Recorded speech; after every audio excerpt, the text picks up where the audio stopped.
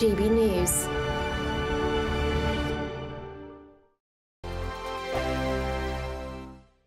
You really could become the next giveaway winner with your chance to win £30,000 in tax-free cash to spend on anything you like.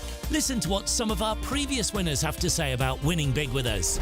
Hi, my name's Victoria. I won the Spring Great British giveaway. So the day we got the money in our bank account, everything just felt just a lot nicer. We went out for dinner, just enter.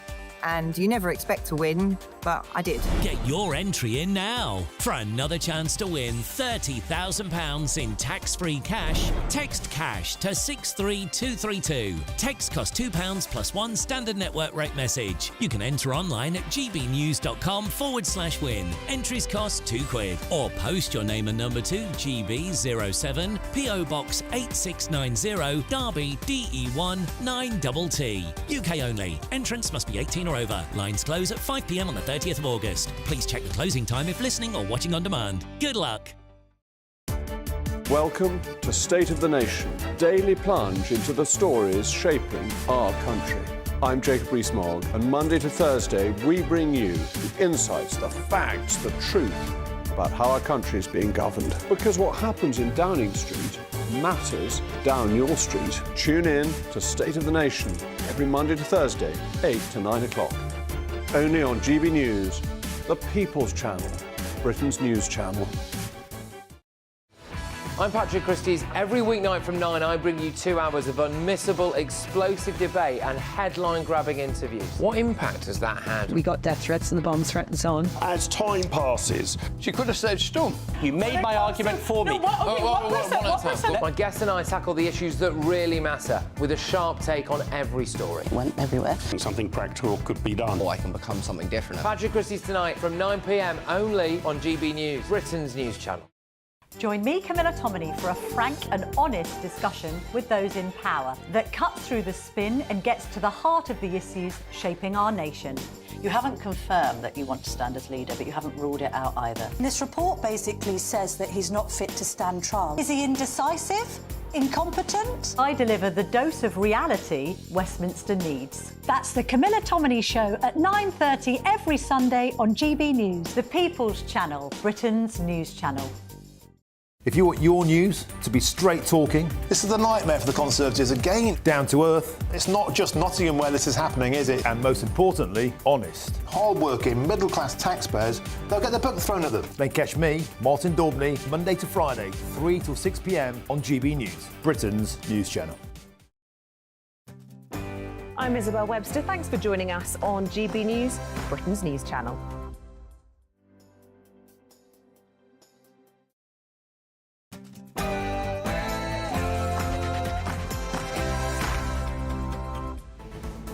Good afternoon, Britain. It's 12 o'clock on Wednesday, the 14th of August. I'm Tom Harwood. And I'm Emily Carver. The Department of Foreign Affairs and Trade has confirmed an 11-year-old girl stabbed in Leicester Square is an Australian tourist. We'll bring you the latest on this tragic development. And the number of parents claiming for disability benefits for their children is expected to hit a whopping 1 million by 2029. Now, the number claiming for conditions such as ADHD and autism has surged by 200,000 since lockdown. Well, a much-loved street sweeper in Beckenham will be getting his holiday after a bureaucratic battle between his bosses and Bromley Council threatened to stop Paul Spires from getting away this summer. They've stepped in, some fundraising efforts have been managed. He'll get his holiday. I'll have all the latest coming up this hour. Ah, good news there. But violent attacks against women on trains have risen by more than 50% just in the last 2 years. How do we make the railways safer? And are female-only carriages the solution?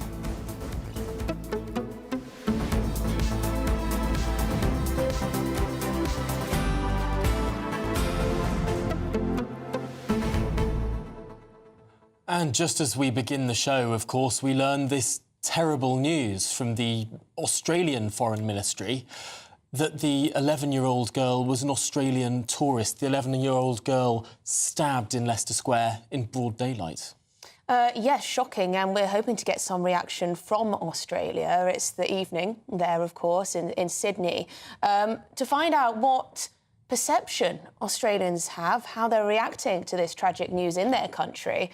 It appears as though there may well be quite a lot of Australians who will be worried to visit our capital city as a result of this. So we're going to be speaking about this, getting the very latest from our Home and Security editor as well, of course. But what does it say about the state of safety in our country? Well, that's the thing. The international reputation of the United Kingdom has taken a battering in recent weeks. When people think of the United Kingdom, perhaps a few years ago, they would have thought that this is a safe, liberal, tolerant country where you can say what you want, where you can walk the streets without fear or favour.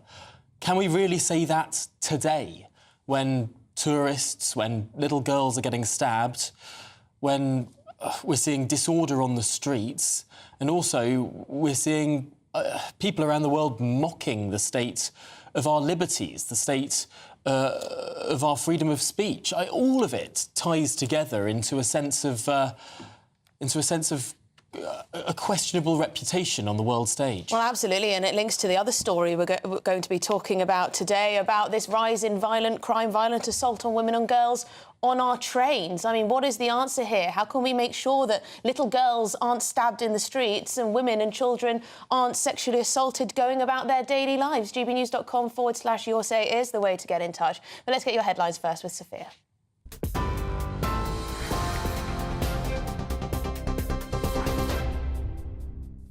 Emily, Tom, thank you. Good afternoon from the GB newsroom. It's just gone 12 o'clock. Your top story this hour. As you've been hearing, an 11-year-old girl has been stabbed and seriously injured at an attack in London's Leicester Square. Is an Australian tourist. Australian consulate officials in London are offering consular support to the girl's family. It has also been reported that the victim, who suffered 8 stab wounds to the face, neck and upper body, will likely require plastic surgery. And some breaking news from Ukraine, where Ukraine's top commander says 100 Russian prisoners of war have been captured in the Kursk region. It's after Ukraine launched a surprise offensive that Zelensky has admitted was easy and met with little resistance. It comes as the Russian city of Belgorod has declared a state of emergency amid daily shelling that the governor says is destroying homes and killing civilians. Russia said its forces had contained the Ukrainian army's advanced actions in the Kursk region, but Ukraine claimed to have controlled more territory in the past 24 hours. Evening Standard defence editor Robert Fox says Ukraine wants to keep the Russians guessing. They're probing, they're pushing, yes.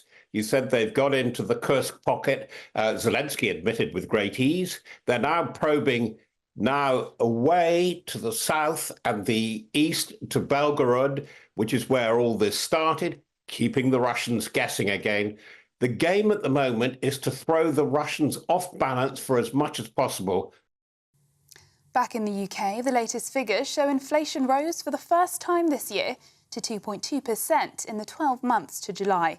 The figures are up from 2% in June, and the increase was widely predicted and is largely due to prices of gas and electricity falling by less than they did a year before. Chief Secretary to the Treasury, Darren Jones, said the new government is under no illusion as to the scale of the challenge we have inherited. Local people in Birmingham have been reacting to the news. Small increase, but it's massive. Not a lot of people can already afford food. I've got a decent job myself, so I struggle as it is. So I only worry about the people on universal credit or the little part-time jobs who have to actually look after kids. Inflation's really affecting me because I'm homeless, right? Because I'm struggling to live day by day because of inflation, right? Because to afford anything whilst you're on universal credit, it's very difficult. In other news, more talks are underway today in a bid to resolve the long-running train drivers' pay dispute. Leaders of the drivers' union ASLEF have been meeting with officials at the Department for Transport for the second time since Labour won the general election. ASLEF General Secretary Mick Whelan has previously expressed optimism that a deal on pay can be achieved now that constructive talks are being held. Dead fish have been pictured in a canal that is being tested for sodium cyanide after a toxic chemical spill in the West Midlands. Walsall Council said the Environment Agency told it about a spillage that went directly into the canal at Pleck on Monday. A major incident has been declared and people are being warned to avoid the 12-mile stretch of canal leading to Birmingham. Sodium cyanide, which causes headaches, nausea, changes in heart rate and loss of consciousness. The council have assured, though, that drinking water will not be affected by the incident. Violent attacks against women on British railways have more than doubled since 2021. That's according to new data. The number of crimes against women and girls rose by 50% and the number of sexual offences jumped 10%. Unacceptable behaviour such as touching, upskirting or indecent exposure is being experienced by women more than ever, with 51% of female victims stating that another rail passenger intervened to try and help. Jess Phillips, the Minister for Safeguarding and Violence Against Women and Girls, described the level of violence, harassment and sexual offences against women on public transport as unacceptable. And finding purpose in later life may prevent memory loss. That's according to a new study. It found older people who feel that their life lacks purpose may be more prone to memory loss and thinking problems as they age. Factors include relating positively to others, personal growth, self-acceptance, autonomy and mastery of one's environment. Those are the latest GB News headlines for now. I'm Sophia Wensler, more in half an hour. For the very latest GB News direct to your smartphone, sign up to News Alerts by scanning the QR code or go to gbnews.com/alerts.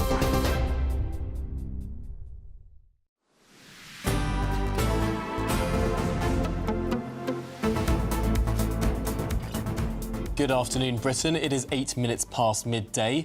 And as we've been saying in the last few minutes, the Australian Foreign Ministry has confirmed that the 11-year-old girl stabbed in central London in broad daylight on Monday lunchtime was an Australian citizen. We'll be getting more on that a little bit later in the programme. We will indeed. But a record number of parents are now claiming disability benefits for their children. Now, more than 730,000 under-18s are now claiming disability living allowance. That's a 40% rise just from November 2019. Well, while claims to support children with conditions like autism and ADHD have more than doubled since before the pandemic, it comes as the government faces pressure to tackle unemployment as nearly 10 million Brits are out of work and not even looking for a job. It's a worrying picture. Let's get the latest from our political correspondent, Olivia Utley. These new official figures are quite shocking. Just the number of children whose parents are claiming disability allowance on their behalf, conditions like ADHD and autism surging dramatically just since lockdown. Well, absolutely. And this is a problem that we've seen among adults for a very long time now. And by the end of the last government, the Prime Minister and his ministers were beginning to start to address it. We saw some measures in Jeremy Hunt's last budget designed to incentivise people on long-term sick pay and benefits to go back to work. Obviously, there's a dual problem here when you have adults out of work and on benefits. You have a problem with productivity, you have a problem with employment, which shrinks the economy, and that could be part of the problem that we've seen in recent years. And also on top of that, you've got the enormous cost of paying welfare to an enormous number of adults. In some cities in the UK, including Liverpool and Birmingham, 1 in 5 adults of working age aren't working and are on long-term benefits. We're now seeing that the same is happening with children. You have children, parents claiming benefits for conditions like ADHD. It is really, really difficult for a Labour government to try and crack down on this. That's one of those issues which the Conservatives were a bit more willing to do something about, because on the whole, their voters were a little bit less sympathetic to those causes. I think Keir Starmer will have a really tricky time addressing this, but he does need to address this because over the election campaign, he really painted himself into a corner with finances. He promised not to raise taxes on working people, so national insurance, VAT or income tax. And lots of people suggested over the campaign that that meant he would have to cut benefits, cut public services, etc. Are we going to start to see that? Politically, it would be very tough for him, but financially, it might be his only option. Yeah, really difficult situation given the stretched finances that we have, the many millions being poured into these increases.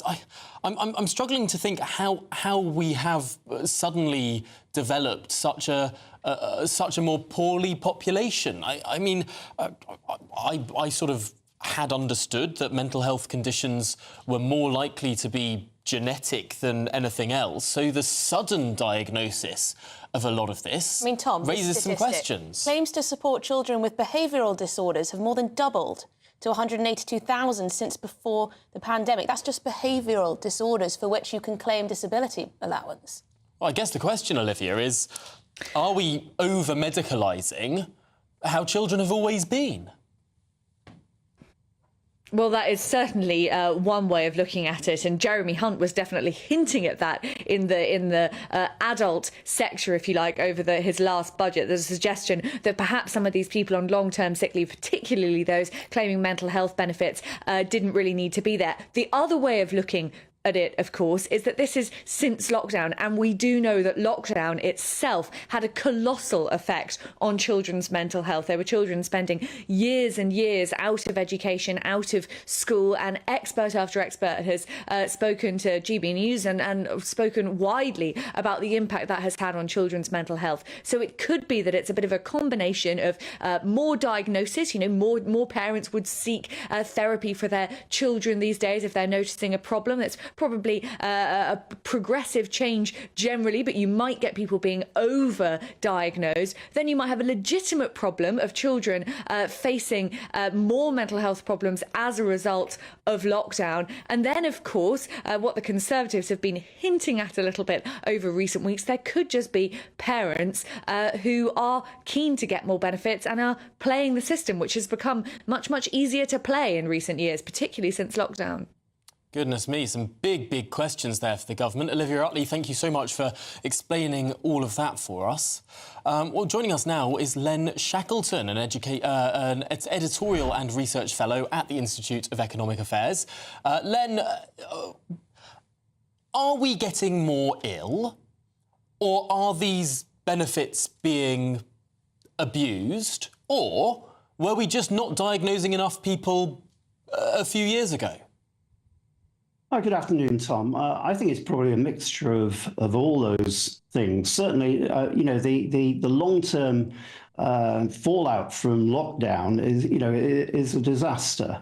But we would hope, I guess, that this increasing trend would tail off a little bit as lockdown now becomes, a rather sad memory. But I think part of the thing is that there are a lot of interested parties in this who push the diagnosis of children and also push the availability of benefits. I mean, it's not quite on your mainstream here, but my 14-year-old has very recently been diagnosed with type 1 diabetes. One of the first things the diabetic nurse, I must say the NHS has been very, very good on this, but one of the first things the diabetic nurse did was plonk down on our kitchen table a form to claim disability living allowance, which we haven't taken up. But it does show that these things are being pushed quite strongly. And there are a lot of professionals now in schools, associated with schools, who have the responsibility of helping with diagnoses, helping with children and so forth. So it's become a sort of, it's medicalised, as you said, but it's also become professionalised.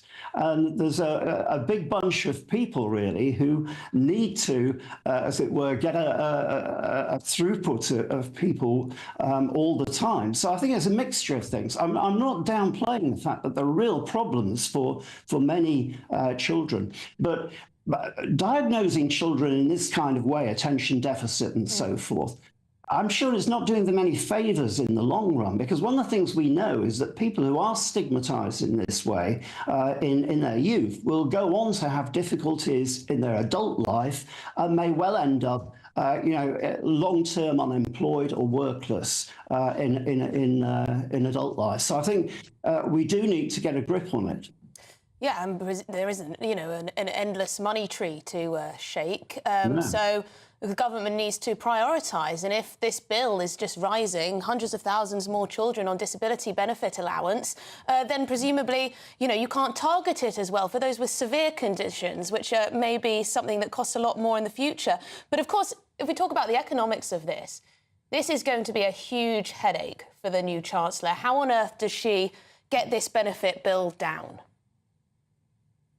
Yeah, well, this is just a small subset, of course, of the benefit problem. But you will find it very, very, I think people have very little conception of how difficult it is once a benefit has been introduced to ever remove it. We're seeing this at the moment, of course, around the removal of the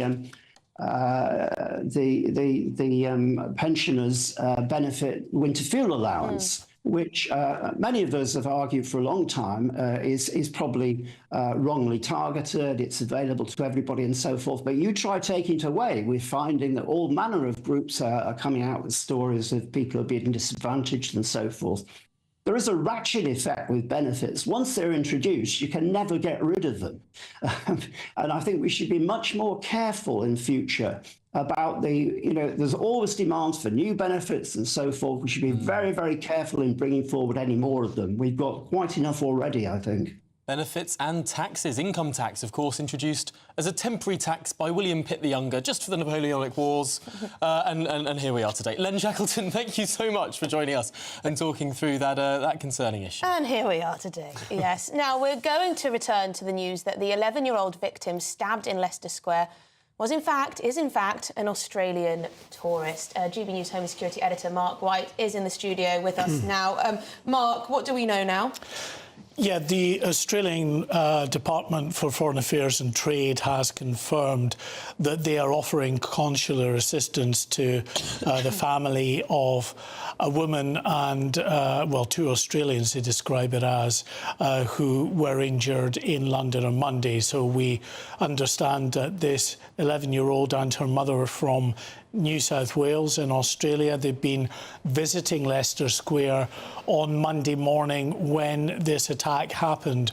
And we're also told from hospital sources that this young girl, given the extent of her injuries, may require plastic surgery going forward. So absolutely horrific what happened to her. We, of course, heard yesterday the news that a 32-year-old man, a Romanian national by the name of Laun Pintaru, appeared at Westminster Magistrates Court charged with attempted murder and also possession of a bladed article. That blade that was recovered by police at the scene was described in court as a steak knife. Now he is charged with that attempted murder and possession of that knife. He used a translator to speak in court because clearly couldn't speak English to the standards required in court anyway. So a translator was called in during his appearance in court. We don't have much else in the way of background on this individual. We probably wouldn't get it at this stage anyway. And what we haven't heard from the Metropolitan Police or indeed prosecutors is any indication as to the motive of this horrific attack on Monday morning. But in that prosecutorial evidence that was put before the magistrates at Westminster Magistrates Court, really disturbing information about the fact that, according to the prosecution, this 11-year-old was held in a headlock as she was stabbed some 8 times around the face, neck, upper body and her wrist. So a terrible, terrible ordeal. And now, of course, people of Australia, who I noticed actually on Monday when I was reporting from Leicester Square, there was a team from Channel 9 News in Australia there. They didn't know at that point that one of their citizens had been caught up in this terrible event. But now, of course, it's being reported very widely across Australia that a tourist from their country was the victim in this terrible attack. It's a shocking story. I don't know if it makes it perhaps more shocking that these were people coming clearly on a summer holiday to London, to somewhere they thought was safe. Let's get that statement up from the Department of Foreign Affairs and Trade in Australia. They say, of course, they're providing consular assistance to 2 Australians injured in London. Owing to privacy obligations, we cannot provide further comment. So that's from the Australian government.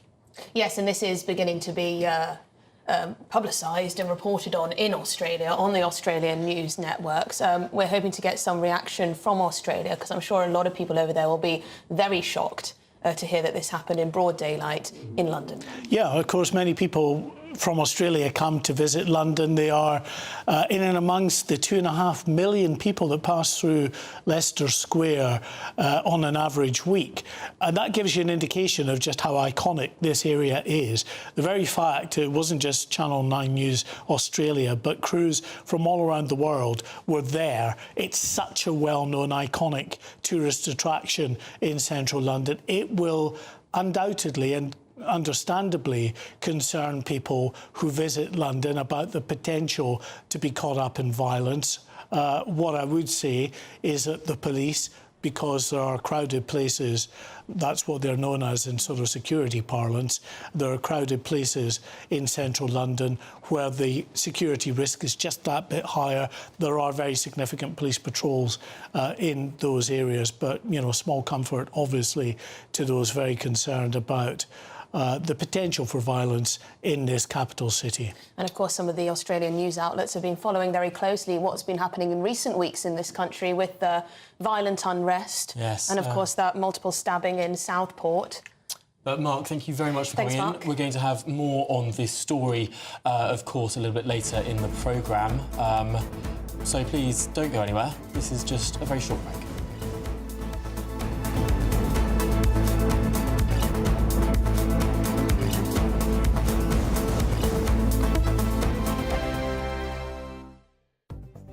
The latest GB News travel.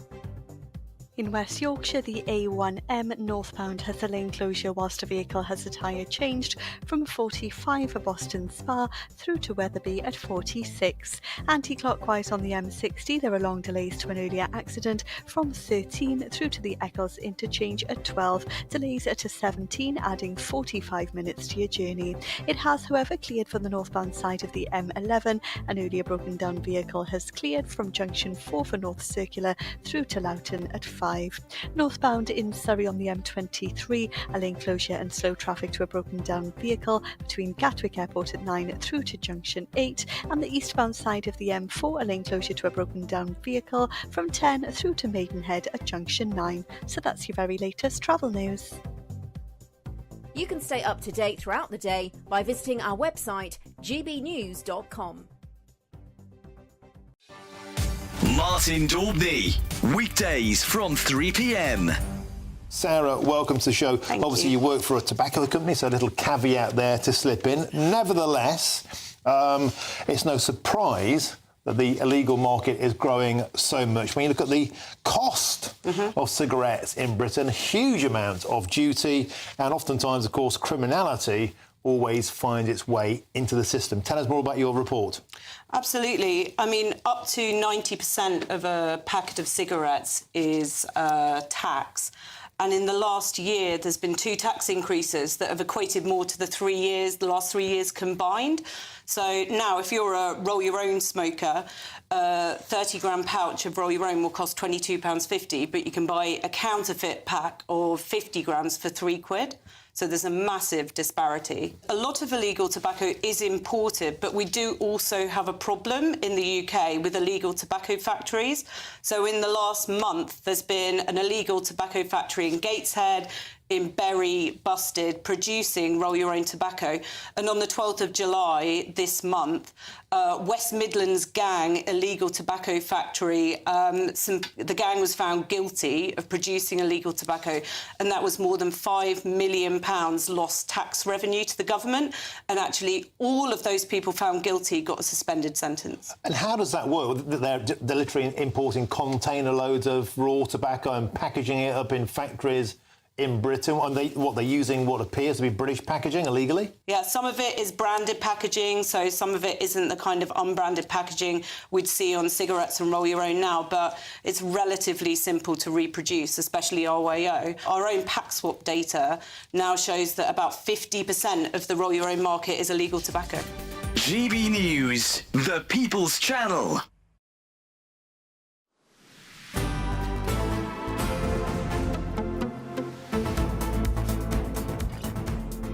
Good afternoon, Britain. It's 26 minutes past midday.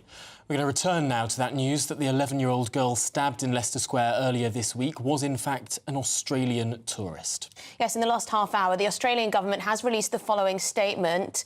They say, I believe we have the statement here, if we can find it.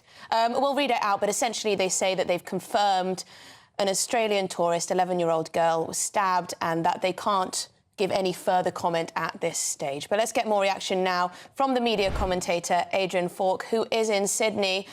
Adrian, this is something that presumably will shock a lot of people in your country to hear that an 11-year-old girl on a holiday to central London could be stabbed like this in broad daylight. That's right. Good afternoon, Tom and Emily, and thanks so much for having me. Yes, here in Australia, just about an hour ago, it has been reported that DFAT has come to the assistance of two Australians, an 11-year-old girl who was in a TWG tea shop in Leicester Square, and a 34-year-old mum that had been stabbed. And it's horrific to hear that she was held in a headlock, stabbed 8 times by a Romanian man who apparently they did not know. And don't forget, Australians, we're still dealing we mustn't impugn any guilt. This is, of course, still an active legal case, so a suspect rather than any definites here. Yes, that's correct. Sorry. We're still reeling here in Australia. It wasn't too long ago that the Westfield stabbings here just happened not too far from where I am, where 5 innocent shoppers, including a young baby, were killed by a man which stabbed 5 innocent shoppers on a Saturday afternoon. And it's horrendous to think, that you go across the other side of the world for a holiday and this happens, again with another stabbing. And essentially, the UK is like, second home to us here in Australia, with 89,000 Aussies calling the UK home, and more than 730,000 Australians visit every year. Interesting enough, our government has a smart traveller website, and just on the 5th of August, they actually increased their level from level 1 to level 2, advising us Australians to be careful of terrorism in the area of the whole of UK. So they have upped their terrorism warning for travellers just from the 5th of August. Now, we're not saying this is a terrorist attack, of course, but obviously there's been a lot of unrest with the recent Southport stabbings as well. And everything that's being reported overseas there. It is shocking, Adrian, to hear, of course, that Australians have been in effect warned about the United Kingdom, warned about the safety in the United Kingdom. Do you get the sense that the reputation of Britain has fallen in recent weeks? Look, obviously, from everything that we see across headlines here and the world, there's a lot of unrest, not just in the UK, but also, the Taylor Swift concert that's been cancelled in Vienna, everything that's going on in the world. I think, unfortunately, the world currently seems to be in a bit of a political upheaval, and everywhere, no matter where you go, is probably not safe anymore, unfortunately. And especially the UK, as I said, like many Australians, we consider the UK a second home. It's just, an extension of our country. So to have this in such a busy place as reported, and it's a main tourist attraction, it's really concerning to hear. I mean, Adrian, you mentioned stabbings in Australia. Are you seeing the same sort of spike in this type of violence?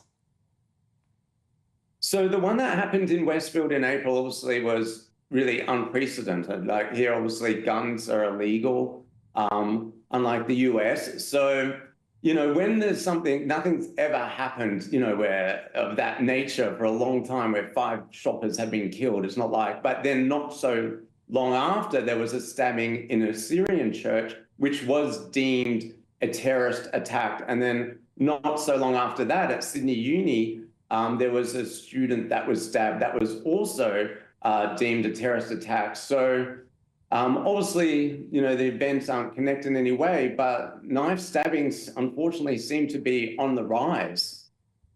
It's a really concerning situation in all hemispheres, on all sides of the planet. Adrian Falk, live from Sydney, thank you so much for joining us and giving us that Australian reaction to this developing story. Yes, well, we've got lots more coming up on today's show. Mel Stride has become the latest Conservative leadership hopeful to distance himself quite publicly from Nigel Farage. We're going to get more reaction after your news.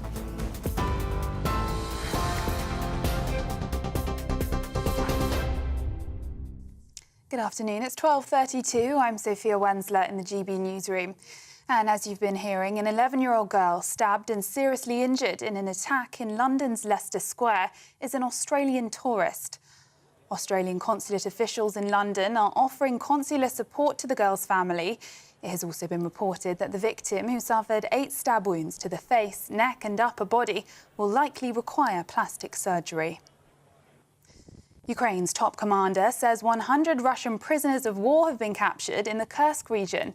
It's after Ukraine launched a surprise offensive that Zelensky has admitted was easy and met with little resistance. It comes as the Russian city of Belgorod has declared a state of emergency amid daily shelling that the governor says is destroying homes and killing civilians. Evening Standard defence editor Robert Fox says Ukraine wants to keep the Russians guessing. They're probing, they're pushing. Yes, you said they've got into the Kursk pocket. Zelensky admitted with great ease. They're now probing now away to the south and the east to Belgorod, which is where all this started, keeping the Russians guessing again. The game at the moment is to throw the Russians off balance for as much as possible.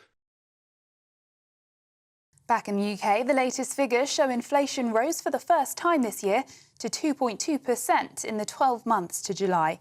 Figures are up from 2% in June.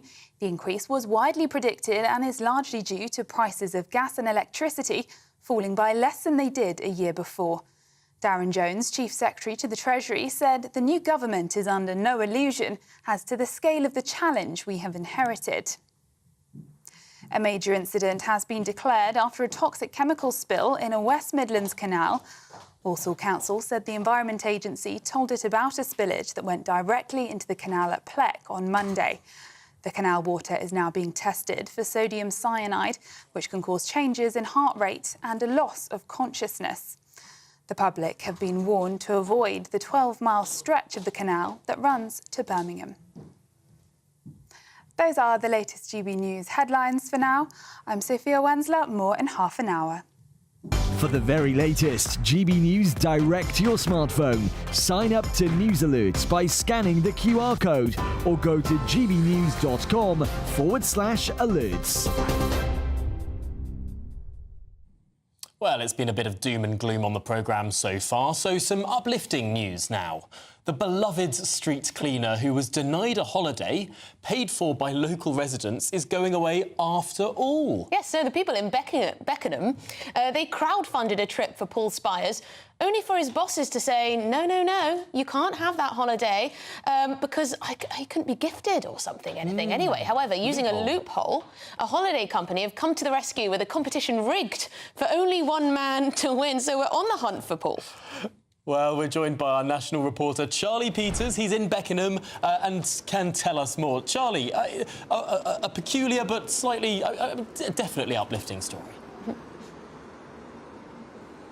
Definitely uplifting, Emily and Tom. And did I hear you say a rigged competition? I'm not sure about that. It was hard-fought competition to make sure that Paul Spires won that trip to Portugal, and that's where we understand he'll be taking that holiday, flying off with his brother David. Now, Paul is a much-loved member of this community, as he is a street sweeper who is known for his local charm. He plays out music on a portable speaker and gets involved when he marches around these streets, keeping them clean and tidy. I spoke to him earlier today. He was delighted with what he's achieved here, with what has been given to him by the local community, because they raised £3,000 for him to take that trip. He's only been abroad once before, and that was for his 60th birthday. But now, age 62, it looks like he'll get that second holiday in shortly. But for a while, there were fears that might not happen, because his employer, Veolia, said that due to the contracts it have with Bromley Council and its staff, it wasn't able to allow private gifts to be handed over via fundraisers. But then Bromley Council fired it back to Veolia and said actually it was a matter for them. The local MP stepped in, Liam Conlon, the Labour MP, said that this was a matter he wanted to see sort out. But it seems like there's been a solution in the end, with onthebeach.com setting up, as I said, that toughly fought competition for a man aged between 62 and 64 to have a surname Spears and to be a fan of Elvis to take a holiday. Well, funnily enough, Paul Spears did win that. Well, earlier today I spoke with Lisa Knight, the woman behind the fundraiser that is going to see Paul take that holiday. Last Monday, I bumped into him after work. It was a 30-degree day and he'd been working all day. So we stood and had a chat like we often do. And he explained to me that it was his birthday on Tuesday and he wanted to save up to go to Portugal because he's only ever been abroad once for his 60th birthday. And after he left, I decided to make the GoFundMe. I checked with him that he was happy for me to do so before going live. He said yes, so we shared it on the local Beckenham Appreciation Group on Facebook, which is huge and is a real local community standpoint for us, and it just flew away. So many people got in touch, so many people donated. The following day I saw him and went over all of the donations and how many people had contributed, but also left really nice comments. So when we first went over it, we both had tears in our eyes just at the outpouring of love for Paul, which was really, really sweet. Paul said to me yesterday that he had no idea how much he was appreciated or that he even was. And now people are coming up to him in the street. Somebody asked for his autograph last week. Another person's asked for a selfie with him. So he's been really blown away by it. So it's really, really nice. And of course, there was a small issue with it being blocked for a moment by his company. But it sounds like there's good news back on the cards here for Paul, with another company coming in and filling in that holiday opportunity. Onthebeach.com had an amazing idea to run a competition whereby Paul would be the winner. He had to be aged between the age of 62 and 64, be loved in Beckenham, have the surname Spears and love Elvis. He completes with all of those, and so he's won the holiday and he still gets to go on holiday. Tough competition for him to win. Yeah, he was really blown away. He said yesterday he forgot that he'd entered it, so really sweet. Well, a Veolia spokesperson said that they understood that Paul had won this competition as a private individual. They're happy for him to take it. They also said that for the £3,000 that had been raised by Lisa and her friends on Facebook, they're going to match that amount and give it to a charity of Paul's choice. But when I met Paul earlier today, he said he was delighted to see so much outpouring of support for him, but said he wasn't allowed to do interviews because Veolia said he couldn't go on camera while he was wearing his uniform, and couldn't do it on working hours. But they still said that he was able to take the holiday. Then they phoned me about 10 minutes ago and said they'd changed their mind. He is now able to be interviewed in his uniform. It's fair to say they think they're probably quite a busy week in the press office for Veolia on this story. But I will be looking for Paul Spire's office, see if I can have another chat with him and see if I can bring you that later this afternoon. Oh, Charlie, wonderful. A challenge. By the end of this programme, we want that interview. We absolutely do. So we'll let you go and get it. I sense that their PR department hasn't had to deal with anything like this before. No, it's quite a unique story. It really is. But no, I can imagine some poor person in an office who just really doesn't know what to do. There are all of these rules that they have to follow. Oh, we can't possibly allow people to, charitably help out our employee. Yes, you can. Well, the on rules, the beaches the stepped rules in, are haven't they? mere guidelines. Good PR from that on the beach company as well. Trifling inconvenience. Anyway, in other news, and this is not so uplifting, well, not at all, emergency services are dealing with a major incident in Walsall after a toxic chemical spilled into the canal. Well, the substance is thought to have entered the water in the Plec area on Monday. Local authorities are asking the public to avoid the extended area while the Environmental Agency conducts urgent tests. OK, well, we're joined by our West Midlands reporter, Jack Carson. Jack, what's the latest on this? I mean, how much water is contaminated and what is the substance?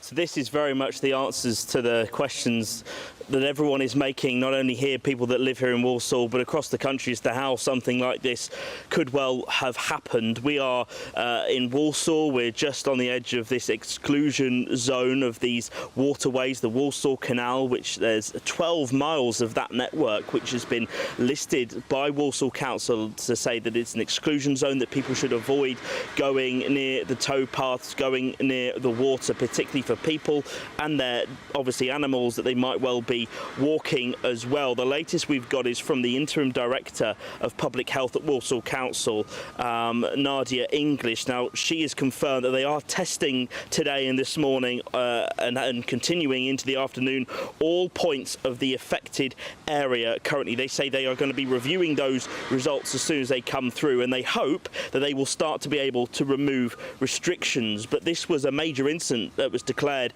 yesterday by all of the relevant emergency services here within the West Midlands.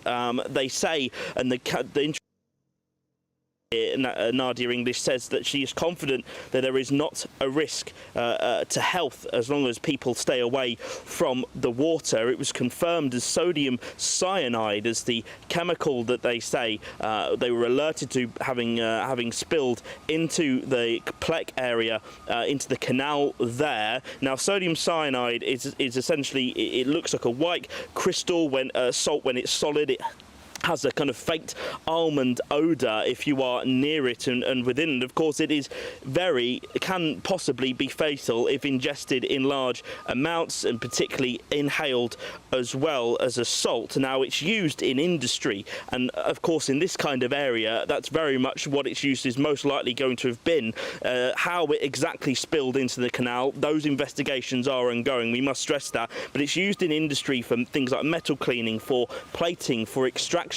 Some also parts of the photography industry also use it as a chemical as well. So the investigations are ongoing. Walsall Council say they are active as to how exactly this spillage took place. As I mentioned, the emergency services have declared this a major incident. West Midlands Ambulance Service urging people that if they have been near the water, have maybe taken fish from the water over the past 24, 48, 72 hours even, do not obviously consume those fish, but also if there are any signs of feeling ill, to call 999, to call 111 immediately. And of course, this spillage has come very much out of nowhere. There is a lot of concern here within the local community. The council say they are working to contain this as much as possible. Their investigations are underway, and that water is currently being tested. OK, well, thank you very much indeed, Jack Carson, for bringing us the latest there from Walsall in the West Midlands. Thank you very much indeed. Well, Mel Stride, he's the latest Conservative leadership contender to distance himself from Nigel Farage. He claims the Reform leader's comments on the Southport attack put the police in danger. Well, yes, the Shadow Work and Pensions Secretary also joined Tom Tugendhat in saying he would not allow Nigel Farage to join the Conservative Party if he becomes leader, adding that the MP for Clacton had made no secret of his desire to destroy the Tories. Shall we discuss this further now with GB News political editor Christopher Hope? I mean, one of my thoughts is, why are they talking about Nigel Farage when they've got a Labour government that they need to come up against? They're being asked about Nigel Farage. That's what's happening here. Yeah. 4 million people have voted for Reform UK in last month's general election. So what do you do with those numbers? Are they Tory supporters who are disengaged with the party? Are they, some of course are Labour supporters, Nigel Farage would say. So Mel Stride has told our podcast, Chopper's Political Podcast, that he will not allow Farage to sit on the Tory benches. Tom Tugendhat said that yesterday. It now means that all of the 6 successor to hopeful to Rishi Sunak have said they will not allow any engagement with Farage. All six? All six. So the door has been closed on him. Farage himself says it is of no interest to me whatsoever. So this is in contrast to Mr Sunak, who told GB News twice late last year that his party was a broad church and he would allow Farage to join if he wanted to. He also had a go at Farage over his remarks that Mr Farage made in the wake of the killings in Southport of those three young girls. He said then, didn't he, I wonder whether the truth is being held from us, I don't know. In the interview, Mel Stride told GB News that could have put officers at more risk. Here's what he had to say. How is it helpful when you've got police officers going out there risking their lives in a rioting situation to be questioning whether they're being truthful with the public, for example? It's likely to lead to more police officers ending up getting in more trouble than they would otherwise. So his remarks, so it's not responsible. His remarks are putting the safety of police at risk? I think his remarks about the police not being truthful, potentially, around what happened, let me put it like this, were deeply unhelpful to those officers that were then having to go out and deal with the consequence of the rioting. Given all that, would you allow him to be a member of the Tory party if you were leader? Absolutely not. I made that very clear. So no deals with Nigel Farage. Look, Nigel Farage wants to destroy the Conservative Party. No deals there, Tom and Emily, between Farage and anyone who becomes the next leader of the Tory party, because they've got to question these six individuals. Do they go after the right, unite the right against Labour? Do they go into the middle ground and get squeezed by Lib Dems and Labour itself? Not easy, but clearly there's no chance here of Farage helping them out of their hole. Do you get the impression that they know what they should be doing in order to get back into government? Well, we're trying to find out. That's why we're doing interviews on our podcast, which you can listen to if you want to, or watch. Absolutely. Indeed, Emily and Tom, but and other programmes too across GB News. We're trying to find out what is the future of the Tory party and where do they go? Do they try and tack to the right and pull back some of those voters? And that's why we see, don't we, Tom Tugendhat, quite a moderate successor to Sunak if he wins. He's saying, I won't let a foreign court bully push me around. Is that withdrawing from the European Convention on Human Rights? Kind of, maybe. Goodness me, it's interesting. Eyebrows are raised by Tom Harwood there. Because there's difference here between policy and personality.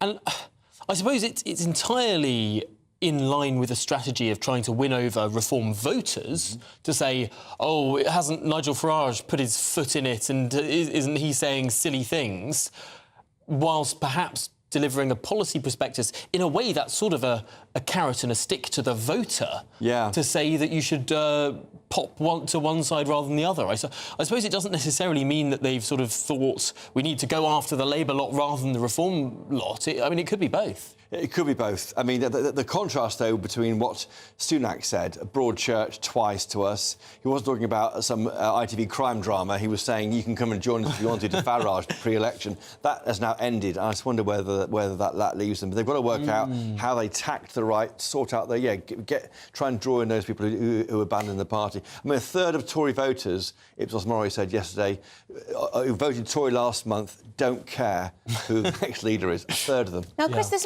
may be just my perception, but it feels as though Nigel Farage is rather isolated at the moment.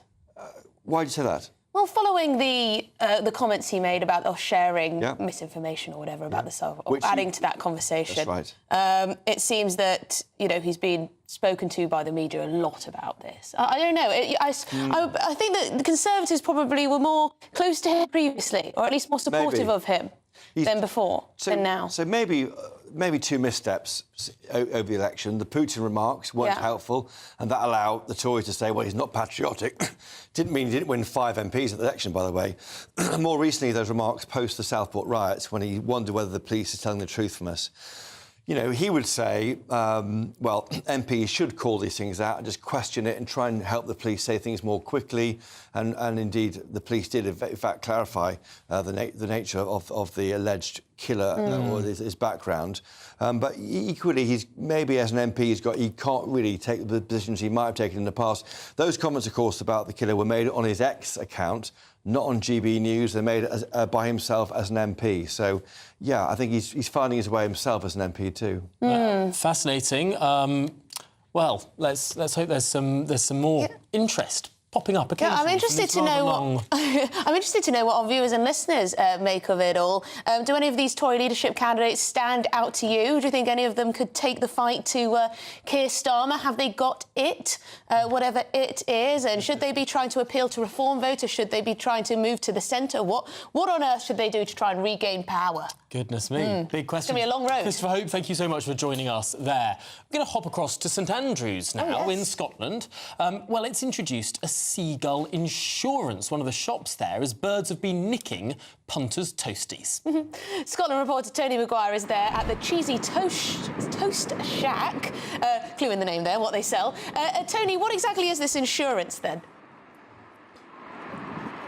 Good afternoon. Well, the Cheesy Toast Shack behind me, they have had quite a few run-ins with seagulls, and the owner, Kate Carter-Larg, was telling me that on one day they had actually 30 seagulls swoop down and nick the toasties of their customers. So something had to be done, because before the shop here was actually just handing out replacement toasties for no additional cost. So that unfortunately was putting a damper on the business's finance. So they introduced this sort of tongue-in-cheek Seagull toasty insurance, and the idea is that if a seagull does come and swoop your toasty after you've paid the £1 discretionary fee, then you're actually able to go back, no questions asked, and get your new toasty. Now, I've been here since fairly early this morning. The seagulls are apparently keen to come out around lunchtime, and so far it's sort of been all quiet, so I kind of had to try myself and see what these toasties were so good that the seagulls were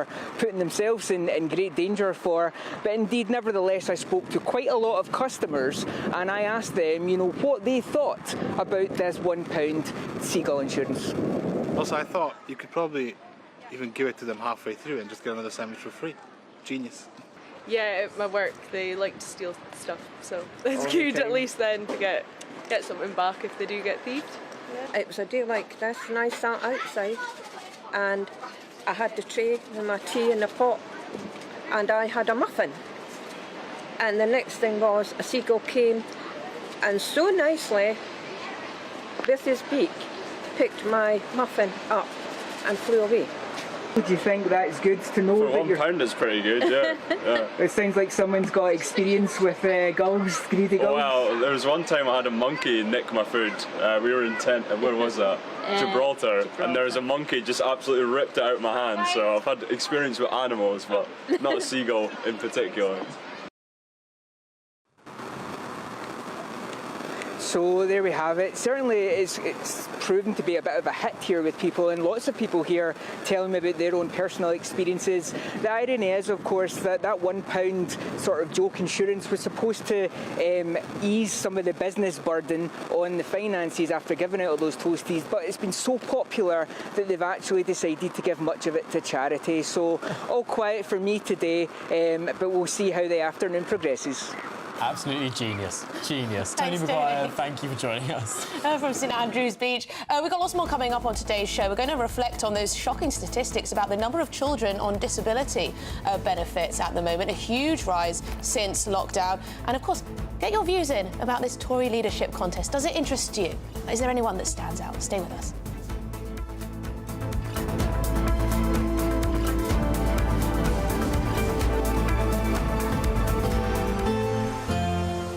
A brighter outlook with Box Solar, sponsors of weather on GB News. Hello, good morning. Welcome to your latest GB News weather update, brought to you from the Met Office. Sunny spells for many of us through today, but it is a bit cloudier across eastern areas in particularly through the rest of this morning, and things will change across northwestern areas into this evening. But for the time being, there's a weather front still lingering across the south and east, bringing cloudier skies here for much of the rest of the day and the risk of some drizzly outbreaks of rain. We could see some heavier showers later on this afternoon, but for most of us, it is going to be a dry day. Thursday, particularly across northern and western areas, Wales, much of Scotland, northern areas of England. It will turn a bit cloudier across parts of Northern Ireland and the west of Scotland as the breeze picks up later. But in the sunshine, temperatures climbing into the low 20s. We could still see 24, 25 degrees in the southeast. We've still got fairly warm air here, so that will bring a slightly muggier feel through this evening. I think it will be a slightly brighter end to the day compared to this morning, and plenty of sunshine across parts of Wales, northern England, much of Scotland. But as I said, turning a bit cloudier from the north and west into Northern Ireland and the Western Isles in particular, as wet weather will spread in through Wednesday evening and overnight into Thursday.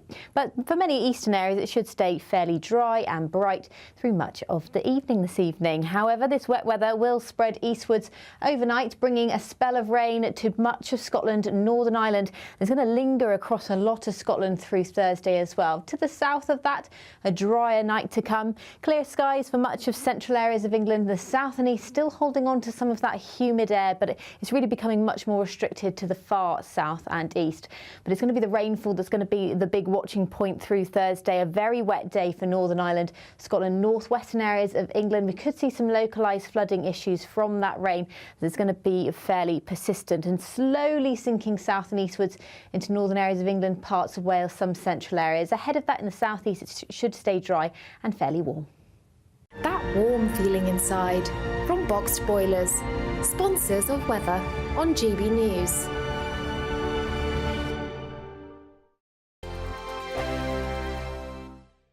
Celebrate a spectacular summer with your chance to win an incredible £30,000 in tax-free cash in our Great British Giveaway. It's the biggest prize of the year so far, and it's totally tax-free. What would you spend that on? Luxury holidays, a new car, or just put it away for a rainy day? Whatever you do with £30,000 in tax-free cash, make sure you don't miss out on a chance to make it yours. For another chance to win £30,000 in tax-free cash, text CASH to 63232. Text costs £2 plus one standard network rate message. You can enter online at gbnews.com/win. Entries cost £2. Or post your name and number to GB07 PO Box 8690 Derby DE1 9TT. UK only. Entrance must be 18 or over. Lines close at 5 p.m. on the 30th of August. Please check the closing time if listening or watching on demand. Good luck.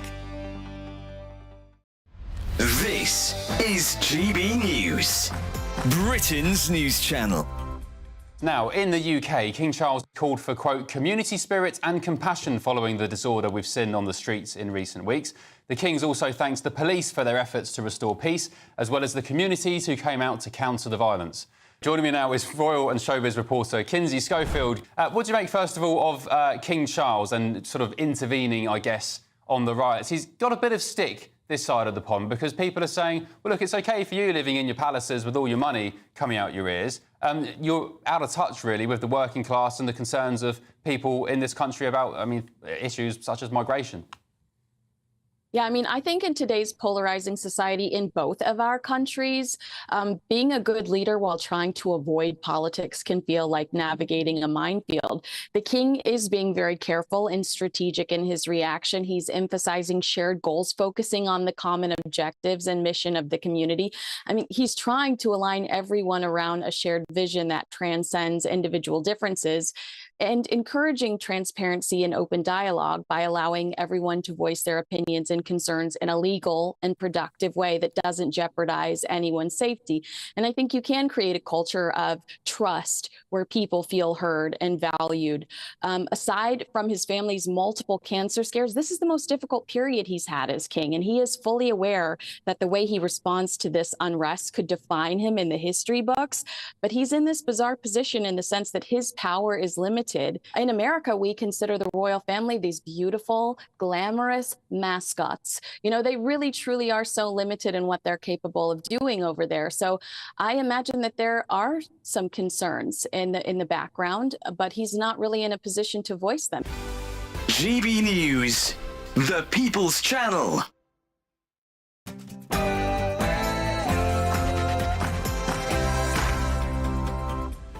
Good afternoon, Britain. It is 1 o'clock on Wednesday, the 14th of August. I'm Emily Carver. And I'm Tom Harwood. Now, the Australian Department of Foreign Affairs has confirmed an 11-year-old girl stabbed in Leicester Square is an Australian tourist. We'll bring you the very latest. The number of parents claiming for disability benefits for their own children is expected to hit 1 million by 2029. The number claiming conditions such as ADHD and autism has surged by 200,000 since the pandemic. And violent attacks against women on trains have risen by more than 50% in the last 2 years. How do we make the railways safer? And are female-only carriages the solution? Really?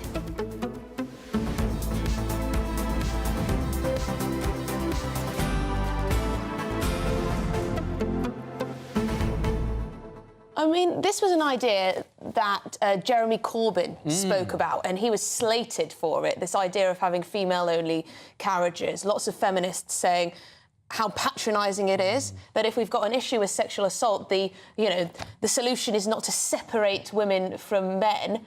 A number of countries have done this, or at least tried to do it. It hasn't worked particularly well, I don't think. I mean, in rush hour, people are just going to go onto any train, a carriage, aren't they, really? Countries like Mexico, Japan, Indonesia, Malaysia, Brazil, all sorts of different countries have tried this sort of thing.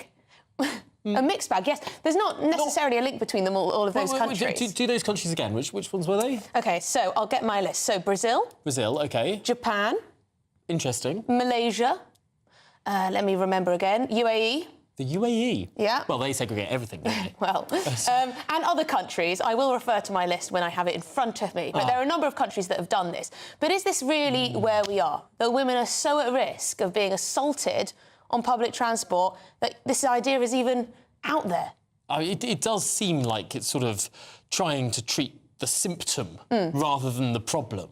But maybe drastic solutions on it. We'll have the debate a little bit later in. Get your views in. Very interested to hear what you have to say about this. Should we start segregating all of the trains, or even some of them? gbnews.com/your say is the way to get involved. Yes, but let's get the news headlines with Sophia.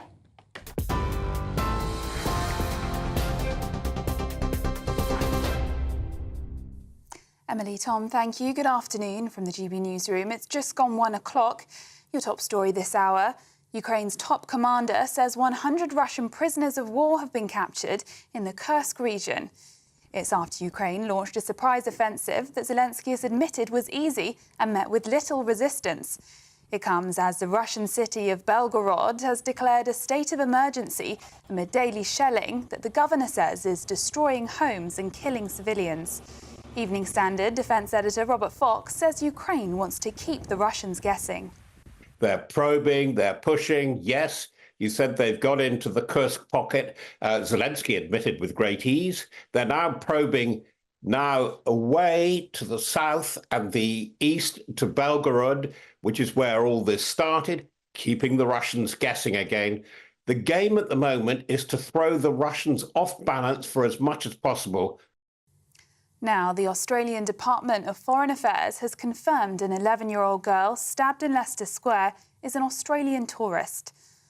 Australian consulate officials in London are offering consular support to the girl's family. It has also been reported that the victim, who suffered 8 stab wounds to the face, neck and upper body, will likely require plastic surgery. Violent attacks against women on British railways have more than doubled since 2021. That's according to new data. The number of crimes against women and girls rose by 50% and the number of sexual offences jumped 10%. Unacceptable behaviour such as touching, upskirting or indecent exposure is being experienced by women more than ever, with 51% of female victims stating that other rail passengers intervened to try and help. Safeguarding Minister Jess Phillips says violence against women and girls is a national emergency. The government have made it incredibly clear that tackling the scourge of violence against women and girls is part of its core mission. We consider it to be a national emergency, and that won't just change overnight. This is going to take the leaders of government working across every government department, making sure that in our education system, for example, that the attitudes that end with men on our transport systems harassing and assaulting women are dealt with at source. In other news, dead fish have been pictured in a canal that's being tested for sodium cyanide after a toxic chemical spill in the West Midlands. Walsall Council said the Environment Agency told it about a spillage that went directly into the canal at Pleck on Monday. A major incident has been declared and people are being warned to avoid the 12-mile stretch of canal leading to Birmingham. Sodium cyanide can cause headaches, nausea, changes in heart rate and a loss of consciousness. The council have assured, though, that the drinking water will not be affected by the incident. The latest figures show inflation rose for the first time this year to 2.2% in the 12 months to July. Figures are up from 2% in June. The increase was widely predicted and is largely due to prices of gas and electricity falling by less than they did a year before. Chief Secretary to the Treasury, Darren Jones, said the new government is under no illusion as to the scale of the challenge we have inherited. Local people in Birmingham have been reacting to the news. Small increase, but it's massive. Not a lot of people can already afford food. I've got a decent job myself, so I struggle as it is. So I only worry about the people on universal credit or the little part-time jobs who have to actually look after kids. Inflation's really affecting me because I'm homeless, right? Because I'm struggling to live day by day because of inflation, right? Because to afford anything whilst you're on universal credit, it's very difficult. And more talks are underway today in a bid to resolve the long-running train drivers' pay dispute. Leaders of the drivers' union ASLEF have been meeting with officials at the Department for Transport for the second time since Labour won the general election. ASLEF General Secretary Mick Whelan has previously expressed optimism that a deal on pay can be achieved now that constructive talks are being held. Those are the latest GB News headlines for now. I'm Sophia Wensler, more in half an hour. For the very latest GB News direct to your smartphone, sign up to News Alerts by scanning the QR code or go to gbnews.com/alerts.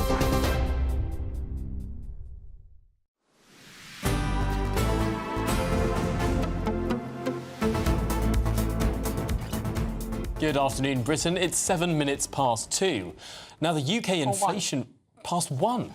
Goodness Sorry me. to correct you. It's August. Don't want to confuse anyone. They might think they're running late. Clearly, I'm talking about French time. Still in the Olympic mind zone. But the UK's inflation rate, it's gone up for the first time this year. Yes, official figures show overall prices rose by 2.2% in the year to July, going above the Bank of England's target. Well, while falling energy prices have contributed to a lower inflation rate over the past few months, recent escalations in the war in Ukraine and uncertainty around energy prices have contributed to this recent increase. Well, should we get the latest from our political correspondent, Olivia Utley? Olivia, have we had any political reaction to this rise? 2.2, slightly above the Bank of England's target. Are there worries that this could continue to rise, or is this a blip? Is this nothing to worry about? Well, gone are the days back in the later days of lockdown when people said that inflation was going to be transitory. We have seen huge inflation since 2022, and only in the last sort of 6 months or so has it started to tail off. In terms of political reaction, it's a really mixed bag. It's quite interesting what you're seeing now. You've got Darren Jones, who's the Chief Secretary to the Treasury, saying essentially that the Conservatives have left Labour in an awful mess in terms of the economy. And that is why inflation has now creeped up over the Bank of England's target rate of 2%, up to 2.2. He's sort of laying the ground today for potentially more economic shocks in the future, and for the fact that the cost of living crisis probably won't be substantially eased anytime soon. It now looks likely, as a result of this news today, that the Bank of England probably won't lower interest rates in September, although they might do it later in the year. On the other hand, you've got Jeremy Hunt, the Shadow Chancellor, essentially saying that actually these results are quite good. 2.2% is only a little bit above the Bank of England's target rate, and actually it's a bit lower than what economists were forecasting just a few days ago. There was talk of 2.3%, 2.4%. He says, Jeremy Hunt, that the Labour should take this as a sign that the government should carry on in the footsteps of Rishi Sunak and Hunt himself. He says that it proves that the Conservatives were on the right track. So you've got two very, very very different ways of reading this news today. You've got the slightly sort of dour, gloomy Labour way of looking at it, which is this is bad news and potentially sets the ground for more bad news to come. Or you've got the Conservatives saying, actually, this really isn't too bad at all. 2.2%, really not very much above the Bank of England's target rate. It's a sign that the Tories were doing well and Labour should carry on doing what they were doing. It's also perhaps a warning sign that we're not entirely out of the woods and that work needs to be done to keep inflation low. The numbers can go up as well as down. And I just wonder, with these 5.5% public sector pay awards across the board and over 22% pay rise for junior doctors handed out by this government, could that have an adverse effect on the direction of travel for inflation? Well, I think that is a really, really interesting question. As you'll remember, over the past year or so, the Conservative government really held out against those public sector pay rises. They were willing to let these awful strikes blight the nation because Jeremy Hunt and Rishi Sunak were so worried that pay increases across the board would lead to rising inflation. I think there is quite a real danger of that with the pretty substantial pay increases that Keir Starmer is giving public sector workers here. I think another problem for Keir Starmer is that how much money does he really have in his coffers for these pay rises? He has said over and over again that he won't be raising taxes for working people. Will it be that these pay rises for public sector workers end up coming out of the budgets of core departments? We've seen already that there could be a big cut to defence spending in the science and research budget, the modernising the armed forces budget. That was reported by The Telegraph today.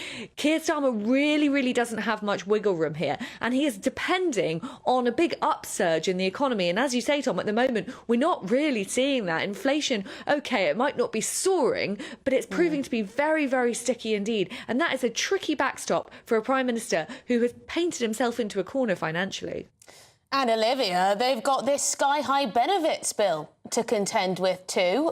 We found out the other day that it's now 9.5 million people who are not working nor looking for work. That doesn't exactly contribute to the economy in the same way as if all of those people were in employment. We've also found out that the benefits bill for child disability has risen hugely since lockdown. This is going to be very difficult for this new Labour government to try and balance all of these different competing bills, essentially.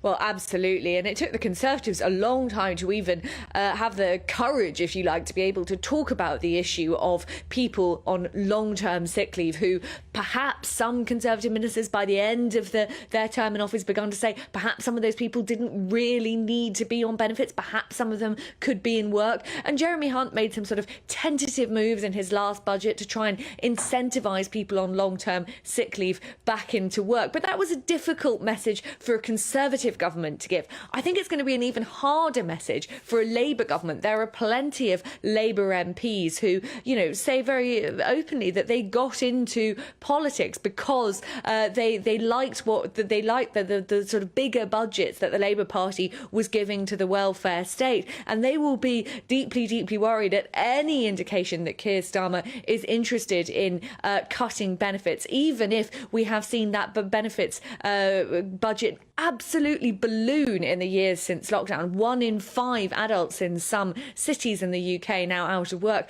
And as we found out today, more and more parents claiming benefits for their children for cases like ADHD. This is a really tough one for Keir Starmer to fix. But fix it he must, because as I say, he doesn't have very much wiggle room in his financial plans. He can't go giving out bigger and bigger benefits. No, certainly. Well, Olivia, you have marvellously set us up for our next segment. Thank you so much for joining us here on Good Afternoon Britain. Olivia Utley, our political correspondent. Yes, as we were saying, a record number of parents now claiming disability benefits for their children, a massive surge in ADHD, autism and benefits associated with those conditions. Shall we speak to child psychologist Professor Sam Vass, who joins us now to try and understand what's going on here? A huge surge in claims since lockdown. Is that the cause? Is it lockdown that's caused this? Well, it's very, very hard to be sure about that. ADHD diagnosis rates have been going up since well before lockdown. A massive amount of kind of research has gone into the question, is this just because we're diagnosing it more lightly, or is it because the symptoms are actually going up? And honestly, it's very, very hard to be sure. So for things like anxiety, we can be reasonably sure that actual symptoms are going up over time. So there are certain kind of questionnaires looking at things like, do I lie in bed at night, kind of unable to sleep because I'm worrying about stuff and things like that, where we've been giving exactly the same questionnaire for about 50 years, and we can see that kind of responses on those to answers on those questionnaires are going up over time. So for anxiety, we think that it is actually the symptoms that are going up. It's not just that we tend to diagnose it more. But for things like ADHD, it's very, very hard to be sure. It's diagnosed off, a very, very simple list of questions. Does my child sometimes have problems paying attention to things? Do they sometimes have problems kind of sitting still? It's very hard to be sure, kind of... Isn't that just every child, Sam? Yeah, exactly. I know that's what I think every time I read the ADHD diagnosis things. It tries to be as scientific as it can be, to a degree beyond their normal developmental level. They need to have a certain number of kind of 6 out of 12 symptoms in order to get a diagnosis. But it's very, very hard to be consistent. We also know that ADHD diagnosis rates vary massively across the developed world. Is ADHD a disability?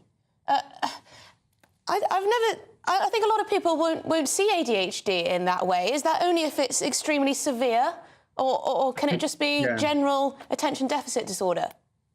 So that's a really, really tough question. Like pretty much everything, it's talking about something, the ability to pay attention to things that are there to a greater or lesser degree in everybody across the whole world. Just as autism is looking at, social skills and how easy you find it to work out what someone else is thinking. Anxiety is looking at things that everybody has to a degree.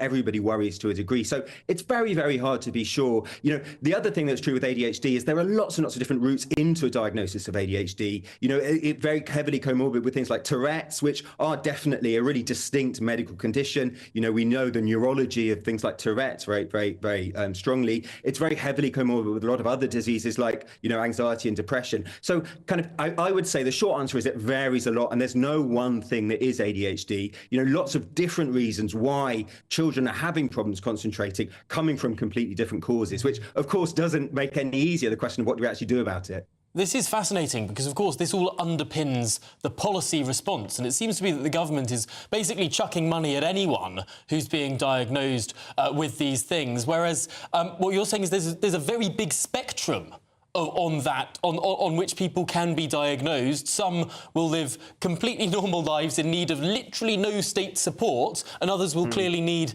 some help. Are we just taking this whole big spectrum and lumping it in the disabled category when perhaps we need to be more discerning? Yeah, definitely. And the other thing I think, personally, if you're up to me, I think the really big difference that I think is it makes a massive difference what this is spent on. If we are claiming disability benefits to get additional resources for our children, are we using it to buy more toys for them? Which I would say certainly there's very little evidence that that's going to be at all helpful with children with ADHD. Are we using it for things that I would put a lot of value in, like one-on-one care? So, if it is back to the question that you started with, if it is about, COVID and things that have happened to do with COVID that are causing increased diagnosis rates, the big causal factor is lack of one-on-one attention. So there's a massive evidence that just for children, doing things one-on-one with an adult helps them to pay attention and is good for their attention development long term. So if we're spending disability benefits on that, I'd say it's a good use of money. Yeah, I've heard that some parents use the disability allowance to pay for things like one-to-one swimming lessons, for example, things like this. Just how easy is it to be diagnosed with something like ADHD? Because it seems to me that depending on who you speak to, it's either the most difficult thing ever to get a diagnosis and then get this disability allowance. Others say it's easy and you can sort of scam the system. Where are we with this? Yeah, that's a really, really tricky question. And it's one of the questions that, unfortunately, at the moment, it varies massively depending on where in the country you are. I've been presenting at early years settings, so I do a lot of work with early years teachers. And up in certain areas of the north, I remember one person saying she teaches a classroom of 13 children, and she actually has 17 adults in the room with her as she's doing it, because, 14 of her children have got one-on-one provision. So they've got that additional provision to have a one-on-one carer. Whereas in other parts of the country, that's completely completely out of the question. You say that to earliest teachers, kind of in other parts of Britain, they can't believe you. So it massively varies. We know that sadly CAMHS waiting lists are very, very long, pretty much everywhere in the country. So our secondary and tertiary mental health care are oversubscribed. But of course, then if you've got the money to pay for private, then it's a very different picture. So it's very, very variable, much too variable, I think, in my opinion. Well, it seems like certainly there needs to be some sort of assessment of where we are, and potentially what's happening is too many people on the lighter end of things are denying resources to people on the more serious end of things. Sam Brass, thank you so much for joining us now, child psychologist and professor. Thanks for your time, really appreciate it. Yeah, very interesting. It seems like it's a very complex picture. There are people who aren't getting enough support with children who have severe disabilities, a lot of money perhaps going towards very minor issues. I don't know, let us know. Perhaps you have experience of trying to receive these types of benefits for your child or grandchild. Please do get in touch. How difficult is this process? Is it easy? Is it hard? There's a lot of people must be taking the mick because the numbers have gone up. Is that the case? Or actually did lockdown cause so much damage that now a lot of children have mental health problems, have behavioural issues as a result of not enough interaction? I don't know. Let us know. gbnews.com/yoursay. Well, there's much more to come up on today's show. Up next, we're going to be talking about violent attacks on women on British railways. They've more than doubled in 2 years. What should we do to keep women safe? Should we have female-only train carriages?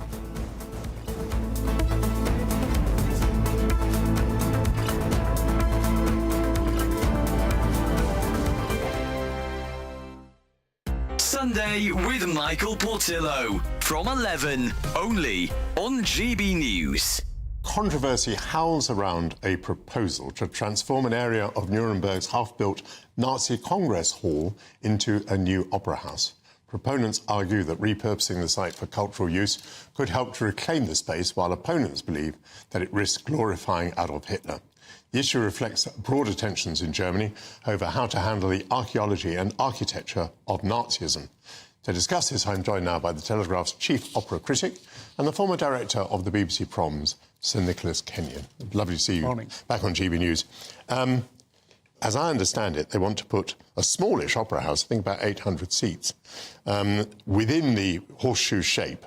So you would have to walk through, as it were, this historical Nazi territory to get into the opera house. What do you think? Well, the first thing to say, Michael, is that Nuremberg is such an important centre of German history. And so this site is going to be especially contested. We've had the Nuremberg rallies after the war. We had the Nuremberg trials. Its history goes back centuries. I went there, but I went there to visit the birthplace of Albrecht Dürer. And, of course, as you would know, Wagner's Master Singers of Nuremberg is set there. So I think you've got so many things jostling. I feel absolutely certain in myself that buildings need to move on. They need to be repurposed, they need to be reinvented, but it's not for me to say what weight of tradition would fall on those people going in to a new building in the knowledge of what it used to be. GB News, the People's Channel. I'm Christopher Hope. From pop stars to politicians, I'll interview anybody in a pub who's got a political opinion. Join me every Friday on Spotify, Apple Podcasts, YouTube or gbnews.com, or wherever you get your podcasts. This is GB News, the People's Channel. Join me, Nana Akwe, for an informative, interactive news programme with a difference. It's fun. It's true. You're not wrong. No one will be cancelled. Lovely. Join me from 3 p.m. every weekend, only on GB News, Britain's news channel. We're proud to be GB News, the People's Channel. And as you know, we always love to hear your views. Now, there's a new way of getting in touch with us at gbnews.com/yoursay. By commenting, you can be part of a live conversation and join our GB News community. You can even talk to me, Bev Turner, or any of the members of the GB News family.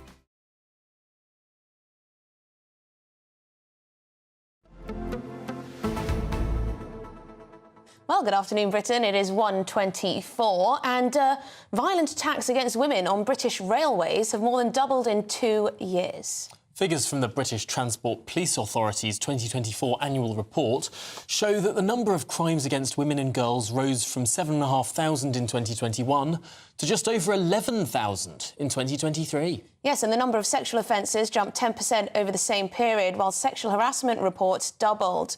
So, let's get a reaction to these numbers from the Minister for Violence Against Women and Girls, Jess Phillips. My initial reaction to the data is not one particularly of surprise, but just of upset that it seems that there just is a continuing trend of women being under attack wherever they are, whether that is in their homes, on buses, on trains, or as they go about just their ordinary lives. There will be a mixture of an increase in reporting, but there is undoubtedly, we have to look at it and say there is an increase. There is a 20% increase in women suffering violence on our transport networks, and take that incredibly seriously. I mean, it would be very easy for me to just say, well, you know, there is one silver bullet to this particular issue, but the government have made it incredibly clear that tackling the scourge of violence against women and girls is part of its core mission. We consider it to be a national emergency. So if this is a national emergency, how do we battle it? Well, when it comes to trains, should we keep women safe by having female-only carriages? Certain politicians have been suggesting this policy, and to debate it, we're joined by broadcaster Khadija Khan, who believes that they aren't the appropriate solution, and journalist Caroline Farrow, who thinks they are. Caroline, we'll start with you. Why would it be a good idea? Because, as the figures show, violence against women and girls on trains has jumped sharply, and women and girls underlies the importance of a safe space for women and girls. And by women and girls, let me be very clear what I mean. I mean natal females. You know, women and girls are the ones who are the victims of violence from men. And this is why it's so important, you know, that firstly, we all understand what a woman is, what she's at risk of, and that she has safe spaces where she can go, which are not invaded by men. And I think we would see, if we actually had female-only carriages, and we also had things like more British Transport Police, more guards to enforce this, so we didn't have men entering female carriages, then actually women could feel a lot safer. Well, Khadija Khan, what do you say to that? I know other countries like India, Japan, Mexico, Malaysia have tried similar things. What are your thoughts? Violence against women and girls has risen more than 50% over 2 years. I mean, the figures are staggering, but it's not unprecedented. I would say that this is a very short-term solution to have segregated carriages for women. And this, we need to understand the crimes attacking women or these sexual assaults. They are not crimes committed because of women's presence. The onus of responsibility does not fall on women. It is a part of this kind of mindset, is an extension of the same misogynistic mindset that is prevalent in countries like Iran and Saudi Arabia and other Muslim majority countries, and India as well, where they think that the problem is not predatory men, but women. So just segregate them and the problem will be solved. This is not true. I think the recent survey done by National Police Chiefs Council reveals that 2 million women will be affected by male violence every year.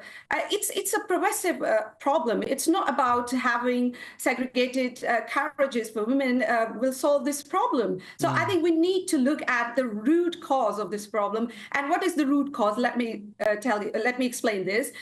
Root cause is there is a culture of misogyny prevalent in British police departments, where they're not believing the victim is just a norm. So many women, they don't want to report, these sexual assault cases, and they just try to pretend as if nothing happened, and they don't go to police to report these cases. There is a lack of confidence in the police, in British police. We need to understand this thing. Interestingly, Caroline, you're nodding your head there. Yeah. What do you say to the argument that this is treating a symptom, not a cause? I have a lot of sympathy, actually, and I think that's right. And we need to be really, really clear. It is never women's fault. Misogyny is not women's fault, and it is not women's fault that, you know, they are targeted for this types of violence. Now, although I think you're correct in that this only solves symptoms, I think we have to solve, you know, if we have a problem when we go to the doctor, we have something to treat the symptoms and the underlying cause. Now, what I also would like to see, and I think would be very interesting when we analyse these figures. So I've been subject to harassment on trains, and I've seen young women be subject to harassment on trains. And almost all of the time, it has been perpetrated by groups of men together. I know you can't generalise, but I think it would be very interesting if more analysis was done on who is committing these types of assaults. What does it look like? Is it individual solitary men? Is it groups of men? Who is picking on these women?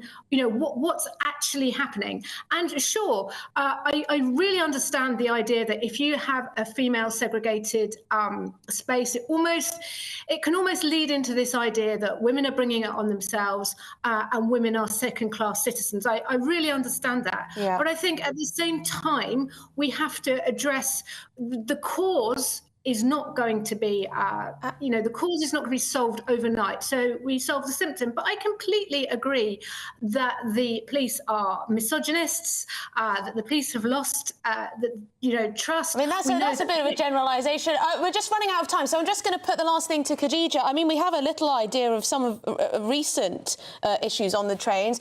December last year, a man jailed for raping a 20-year-old woman as she slept on an underground train in front of other passengers. Absolutely extraordinary. Another man found guilty of 1 count of rape, attempted rape, 2 counts of sexual assault, 1 of outraging public decency, sentenced to 9 years in prison. July, another man jailed for 20 months, having admitted sexually assaulting a woman on the Elizabeth line as it approached Reading Station. I mean, perhaps the sentences need to be stronger.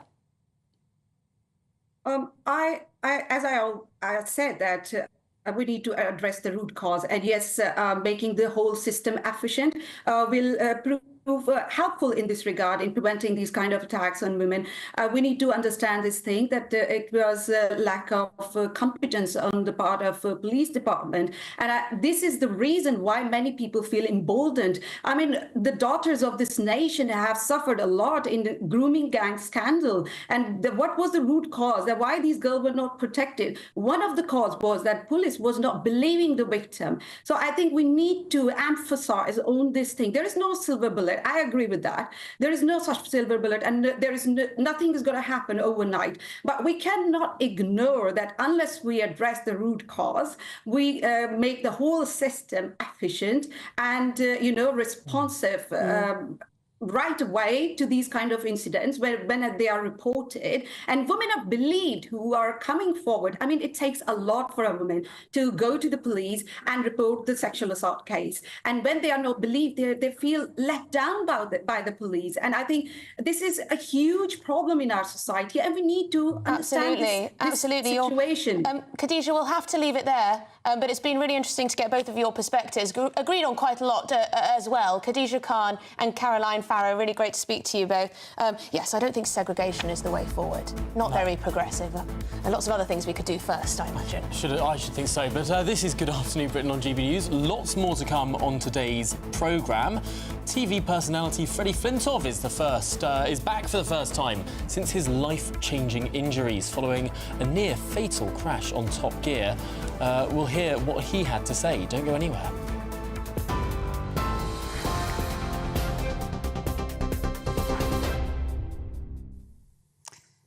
Good afternoon, I'm Sophia Wensler in the GB newsroom with your headlines just after 1:30. The Australian Department of Foreign Affairs has confirmed an 11-year-old girl stabbed in Leicester Square is an Australian tourist.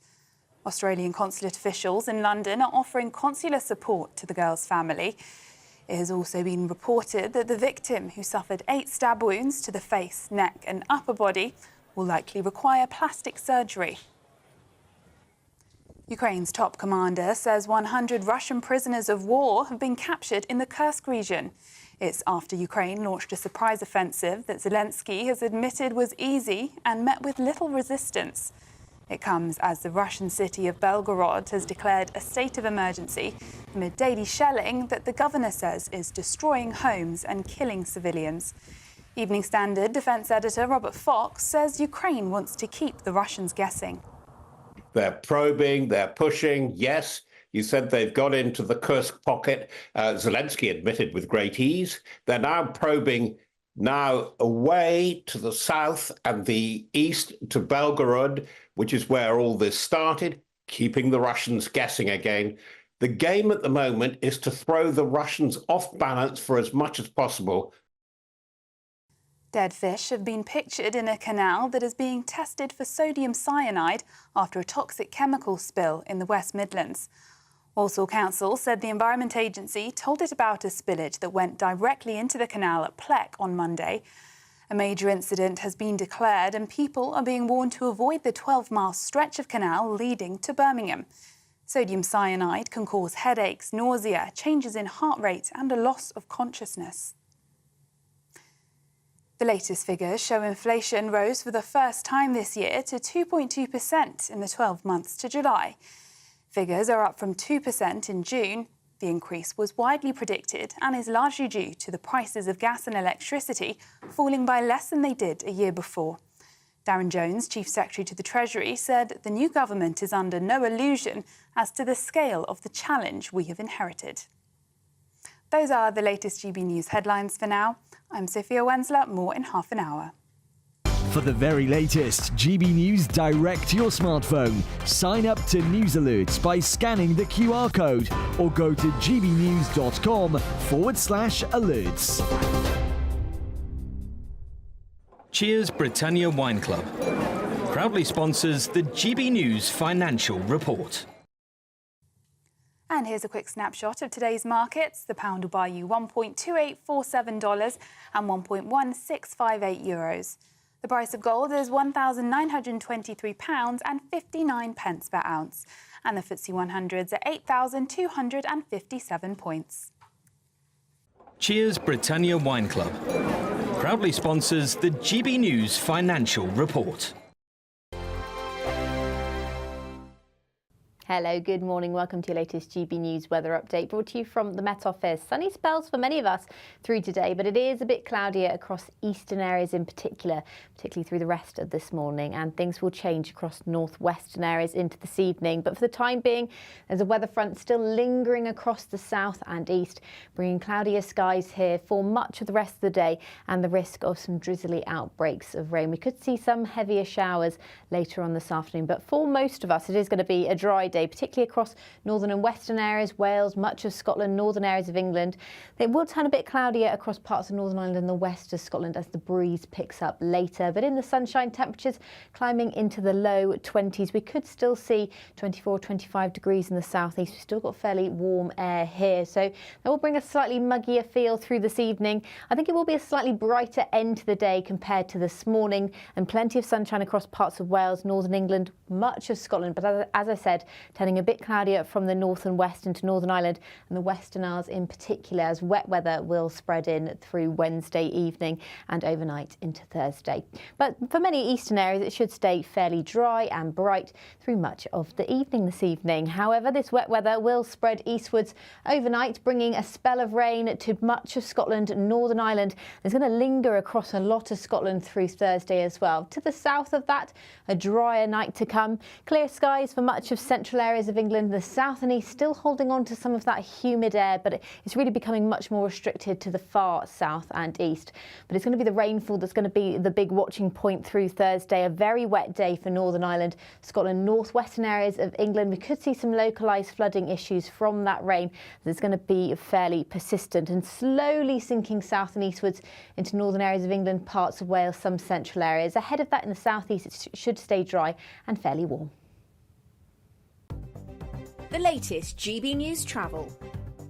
Good afternoon, I'm Jules Buckley. Falkirk, firstly, the northbound side of the M876 from the Denny turn-off at Junction 1 up towards the M9 at 8 for the Hill of Kinnaird. Now, that's part blocked, a collision there, causing queues. There's one as well causing delays on the eastbound M62, so Tingley to Lofthouse, Junction 28 to 29, a lane shut.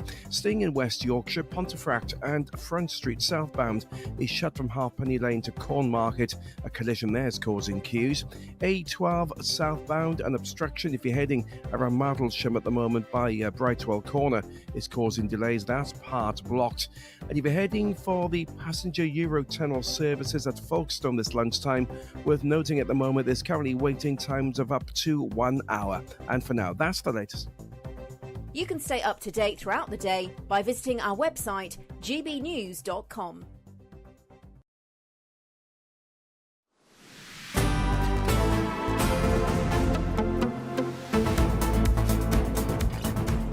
Good afternoon, Brendan. It's 20 to 2. Now, you've been getting in touch about that last debate we have. Should there be women-only carriages on trains up and down the country? Sparked quite the response. Yes, Adrian says maybe there should be more transport police on trains rather than female-only carriages. Yeah, I mean, that would be a good start. Ian says female-only carriages. Really? This coming from the same people who want to allow men in skirts into women's changing rooms? Yes, lots of you have actually have made similar point to that, I must say. Well, someone calling themselves Coral says that men are attacked as well. I want men in carriages to protect the women. Most men will help women.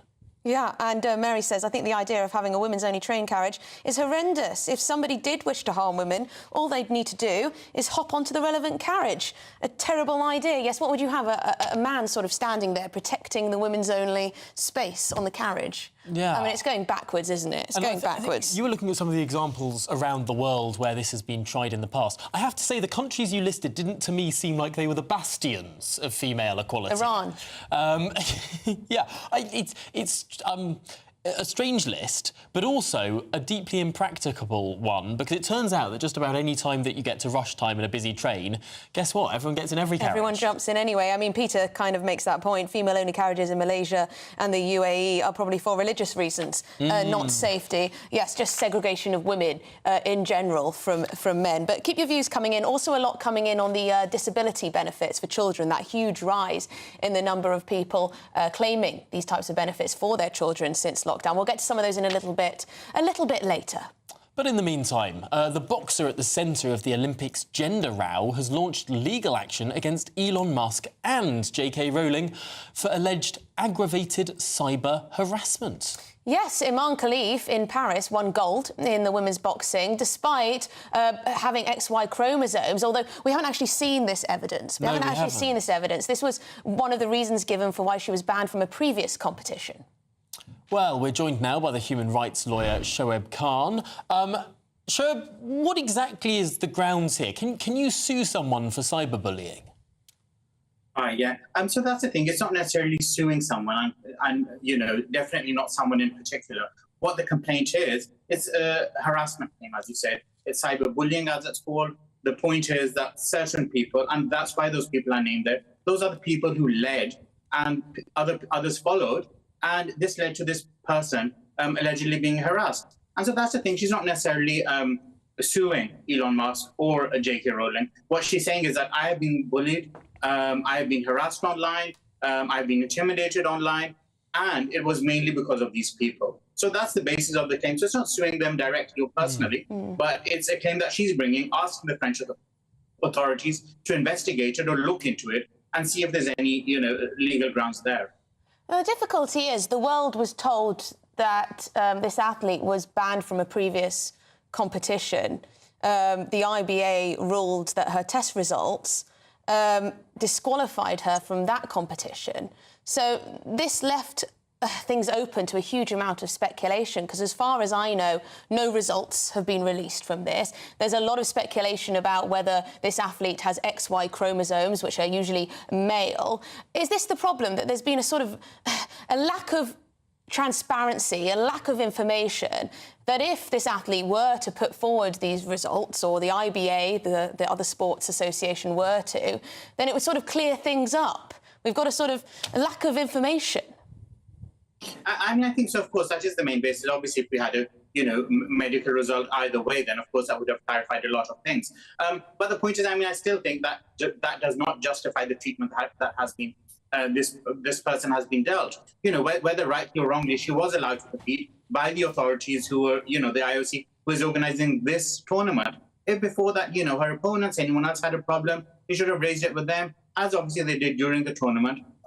Or if not, if they think they don't have enough time, they want to, but do that in a civil, proper, the legal, the official channels. So I think that's the issue. It's not about, how dare anyone dispute this, but I think, some random, the richest man in the world, randomly said he has no idea what this woman's life is like, what she's been through, this person, this woman, however we want to describe her right now. But I think that's pretty despicable, really. All these millionaires, billionaires getting together, just ganging up on this woman. And that's the issue here. It's not so much how dare you dispute it. The point is there is a way of doing that. So in your view, this actually might not clear up all of the confusion after all. If this is simply a case of harassment, almost the particulars are irrelevant. This person was harassed whether or not they've got XY or XX chromosomes or were born one way or another or some form of intersex or whatever all of the speculation is. Is that indeed, almost irrelevant to the case?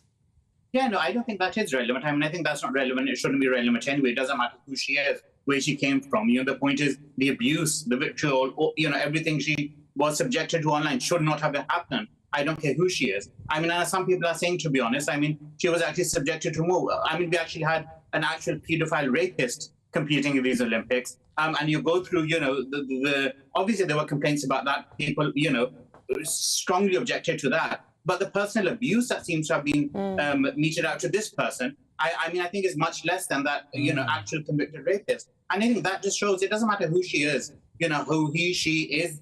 The whole point is, she shouldn't have been subjected to that. And yeah, I mean, that's fair enough. And this athlete has been, there's been a huge amount of vitriol. Of course there has. But for a lot of people, it was a question of fairness in sport. And I will continue to argue that if it were more transparent about this athlete and the male, female, whatever it is, the chromosomes and the tests that were done that banned her before from a competition, then it would put it to bed. It will put it to bed. But Shoaib Khan, thank you very much indeed for your legal expertise. Very interesting to get you on, a human rights lawyer. Thank you. Yeah, interesting stuff there. I think that there is just a bizarre amount of lack of transparency there. And I read something about the previous organisation that did the tests being not recognised by the International Olympic Committee because it's run by the Russians. And I mean, you just don't know what to believe and who to... We don't know what exact tests they did. It's still speculation that it was an XY chromosome issue.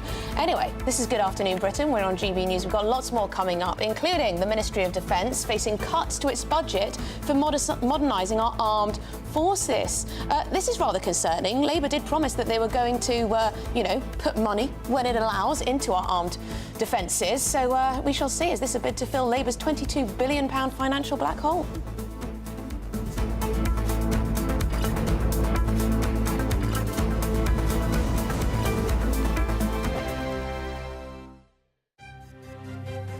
GB News Breakfast. Every day from 6 a.m.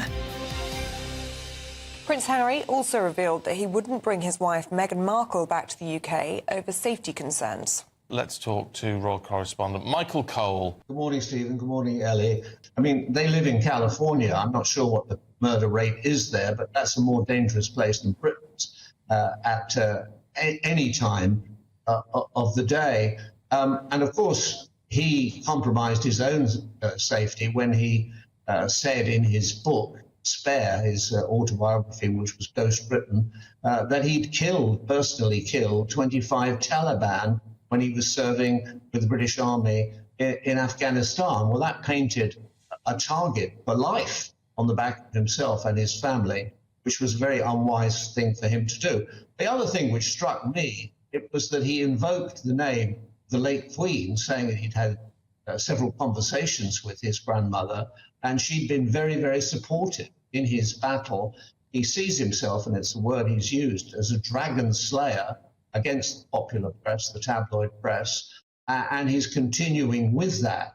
Of course, his brother, Prince William, has settled, but also in the programme was Hugh Grant. Now, Hugh Grant also has settled, as indeed did I, when I received an apology from News Group.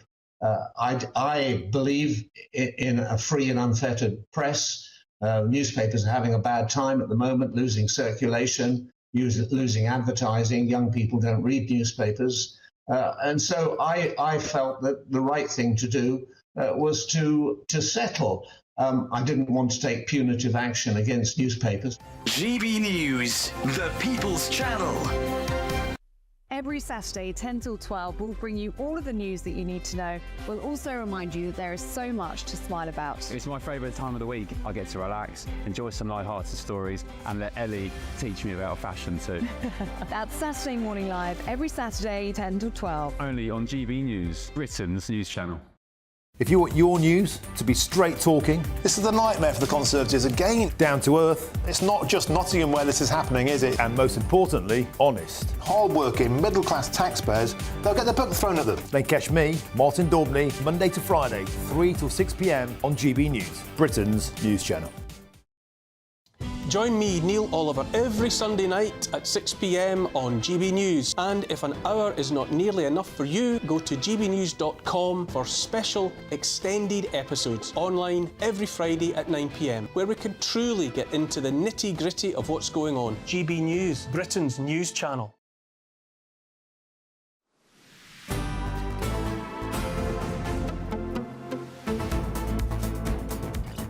Good afternoon, Britain. It's just gone 10 to 2. Now, the Ministry of Defence faces cuts for its budget for modernising our armed forces. Yes, the government's expected to cut millions from budgets in a bid to fill a £22 billion financial black hole. But critics fear the armed forces are at risk of falling further behind adversaries in the coming years. Yes, it all comes as the Kremlin says the prospect of peace talks are on a long pause after Ukraine's incursion into Russia enters a second week. Well, let's get the lowdown now with NATO historian and ex-reserve officer Dr. Peter Caddick-Adams, who joins us in the studio. First of all, modernising our armed forces, clearly immensely important given how war has changed in recent years. Well, there's a rolling programme of modernising them. However, if you look at Ukraine, the pace of modernisation is just, something that we've never, ever encountered before. And if you look at, for example, the use of drones, we are, with the use of drones in Ukraine, we are where we expected to be in 10 or 20 years' time. Wow. And things are going at that sort of pace. And with that, you need money to invest in new tech all the time and invest in your civilian infrastructure to make them all. And, these are all the gaps that are coming to the surface. So we don't have the sort of capability at the moment. The budget is too small. We went through all of this in the sort of run-up to the general election. And, the Conservative view was that 2.5% now was what was needed. And a lot of us were saying, well, 3% would actually be better, and possibly 5% would help us to make up lost ground. But at the moment, the new government are saying we will commit to 2.5%, but not when. But it seems to be this budget for modernising the armed forces is science, technology and research and development.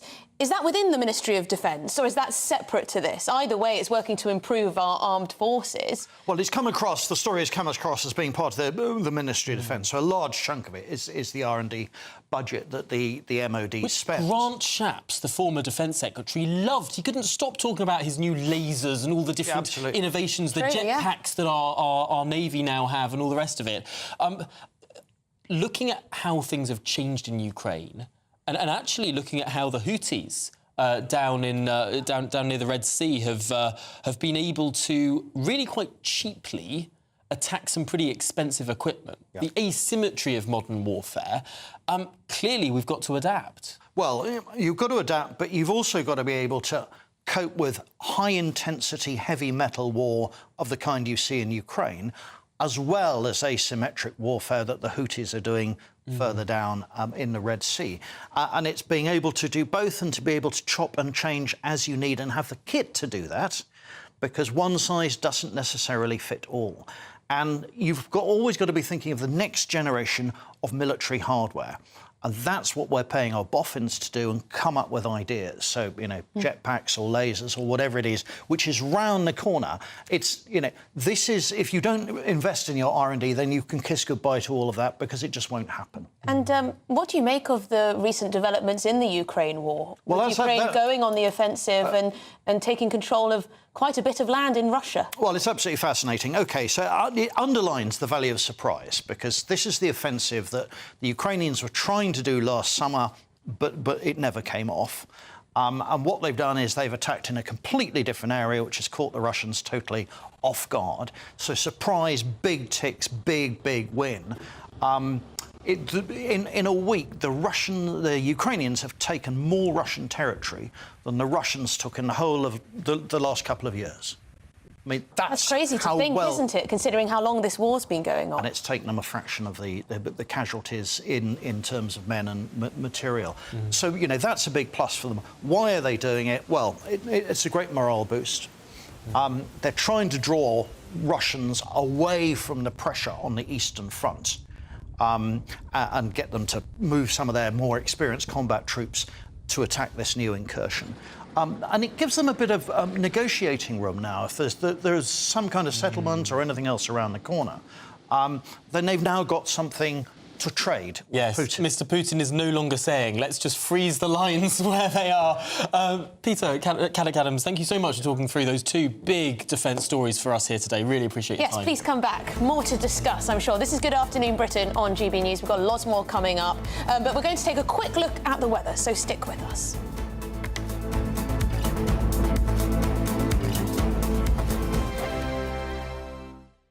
You really could become the next giveaway winner with your chance to win £30,000 in tax-free cash to spend on anything you like. Listen to what some of our previous winners have to say about winning big with us. Hi, my name's Victoria. I won the Spring Great British giveaway. So the day we got the money in our bank account, everything just felt just a lot nicer. We went out for dinner, just enter. And you never expect to win, but I did. Get your entry in now. For another chance to win £30,000 in tax-free cash, text cash to 63232. Text costs £2 plus one standard network rate message. You can enter online at gbnews.com/win. Entries cost £2. Or post your name and number to GB07 PO Box 8690 Derby DE1 9TT. UK only. Entrance must be 18 or over. Lines close at 5 p.m. on the 30th of August. Please check the closing time if listening or watching on demand. Good luck. Welcome to State of the Nation, daily plunge into the stories shaping our country. I'm Jacob Rees-Mogg, and Monday to Thursday we bring you the insights, the facts, the truth about how our country is being governed. Because what happens in Downing Street matters down your street. Tune in to State of the Nation every Monday to Thursday, 8 to 9 o'clock. Only on GB News, the People's Channel, Britain's news channel. I'm Mark Dolan, and this is GB News, the People's Channel, Britain's news channel.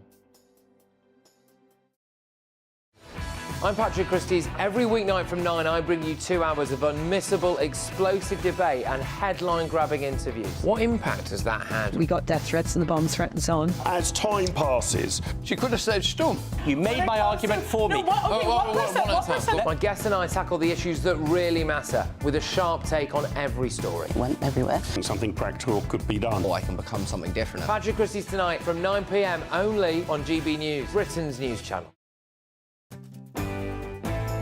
I'm Arlene Foster on GB News, Britain's news channel.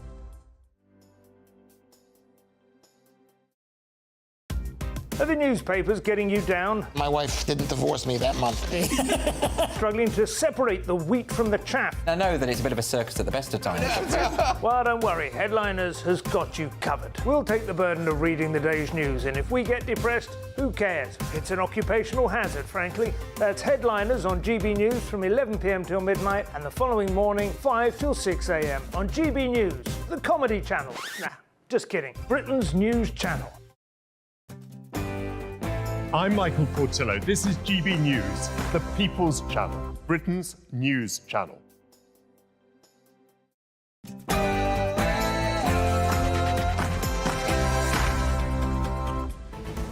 Good afternoon, Britain. It's 2 o'clock on Wednesday, the 14th of August. I'm Tom Harwood. And I'm Emily Carver. Farage under fire. Senior Tories take aim at the Reform UK leader, saying he endangered the police after his comments about the Southport attacker. We discuss. And emergency services are dealing with a major incident in Walsall in the Midlands after a toxic chemical spilled into the canal. Local authorities are asking the public to avoid the extended area. Plus, life on Mars. Well, we could be getting a lot closer to finding out as NASA make an important discovery. Very interesting, very exciting.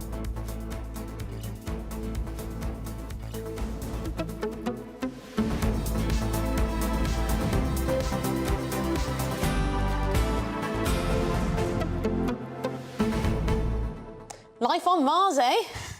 OK, we should explain. We haven't found life on Mars, but NASA seems to have located the conditions for life on Mars, namely liquid water. Well, it's the first time that liquid water has been discovered on Mars. It's extraordinary. So if we have water, that indicates that we have life? Well, usually, not as simple as that? It's not quite, but it's an indication that this is the conditions where life could thrive. And we know that in the past there was water running on Mars, but now we know that there is currently liquid water on that planet. And also, it's not just about sort of where life could be, where life might have been in the past. Also about, you know, the ease of setting up base there in the future.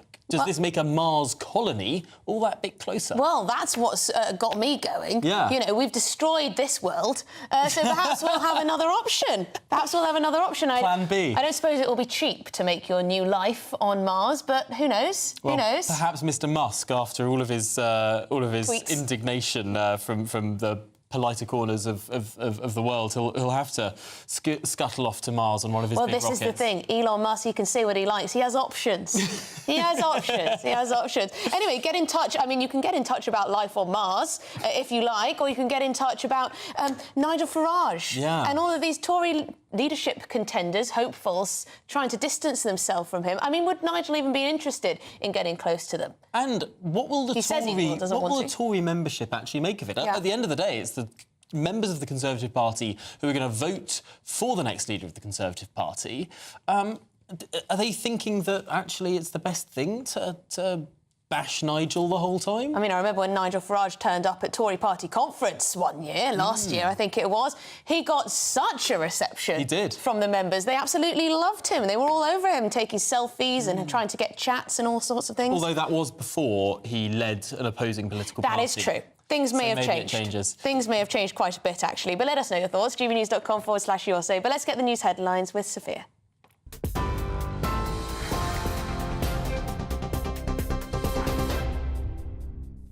Emily, Tom, thank you. Good afternoon from the GB Newsroom. It's just gone 2 o'clock. Your top story this hour. Ukraine's top commander says 100 Russian prisoners of war have been captured in the Kursk region. It's after Ukraine launched a surprise offensive that Zelensky's admitted was easy and met with little resistance. It comes as the Russian city of Belgorod has declared a state of emergency amid daily shelling that the governor says is destroying homes and killing civilians. Evening Standard defence editor Robert Fox says Ukraine wants to keep the Russians guessing. They're probing, they're pushing. Yes, you said they've got into the Kursk pocket. Zelensky admitted with great ease. They're now probing now away to the south and the east to Belgorod, which is where all this started, keeping the Russians guessing again. The game at the moment is to throw the Russians off balance for as much as possible. The Australian Department of Foreign Affairs has confirmed an 11-year-old girl who was stabbed in Leicester Square is an Australian tourist. Australian consulate officials in London are offering consular support to the girl's family. It has also been reported that the victim, who suffered 8 stab wounds to the face, neck and upper body, will likely require plastic surgery. In other news, Nigel Farage has no future in the Conservative Party, no matter who replaces Rishi Sunak as leader. Mel Stride today confirmed that he would not allow him to sit on the Conservative benches in the Commons. It means that all the 6 candidates to replace Rishi Sunak as leader have declined to work closely with Nigel. The position is in contrast to Sunak, who twice told GB News last year that Mr Farage could join the party, saying it was a Broadchurch. Violent attacks against women on British railways have more than doubled since 2021. That's according to new data. The number of crimes against women and girls rose by 50%, and the number of sexual offences jumped 10%. Unacceptable behaviour such as touching, upskirting or indecent exposure is being experienced by women more than ever, with 51% of female victims stating that other rail passengers intervened to try and help. Safeguarding Minister Jess Phillips says violence against women and girls is a national emergency. The government have made it incredibly clear that tackling the scourge of violence against women and girls is part of its core mission. We consider it to be a national emergency, and that won't just change overnight. This is going to take the levers of government working across every government department, making sure that in our education system, for example, that the attitudes that end with men on our transport systems harassing and assaulting women are dealt with at source. Now, dead fish have been pictured in a canal that's being tested for sodium cyanide after a toxic chemical spill in the West Midlands. Walsall Council said the Environment Agency told it about a spillage that went directly into the canal at Pleck on Monday. A major incident has been declared and people are being warned to avoid the 12-mile stretch of canal leading to Birmingham.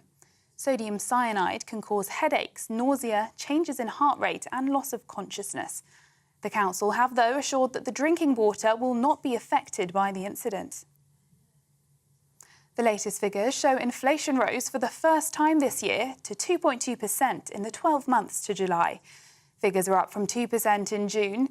The increase was widely predicted and is largely due to the prices of gas and electricity falling by less than they did a year before. Chief Secretary to the Treasury, Darren Jones, said the new government is under no illusion as to the scale of the challenge we have inherited. Local people in Birmingham have been reacting to the news. Small increase, but it's massive. Not a lot of people can already afford food. I've got a decent job myself, so I struggle as it is. So I only worry about the people on universal credit or the little part-time jobs who have to actually look after kids. Inflation's really affecting me because I'm homeless, right? Because I'm struggling to live day by day because of inflation, right? Because to afford anything whilst you're on universal credit, it's very difficult. Those are the latest GB News headlines for now. I'm Sophia Wensler, more in half an hour. For the very latest GB News direct to your smartphone, sign up to News Alerts by scanning the QR code or go to gbnews.com/alerts.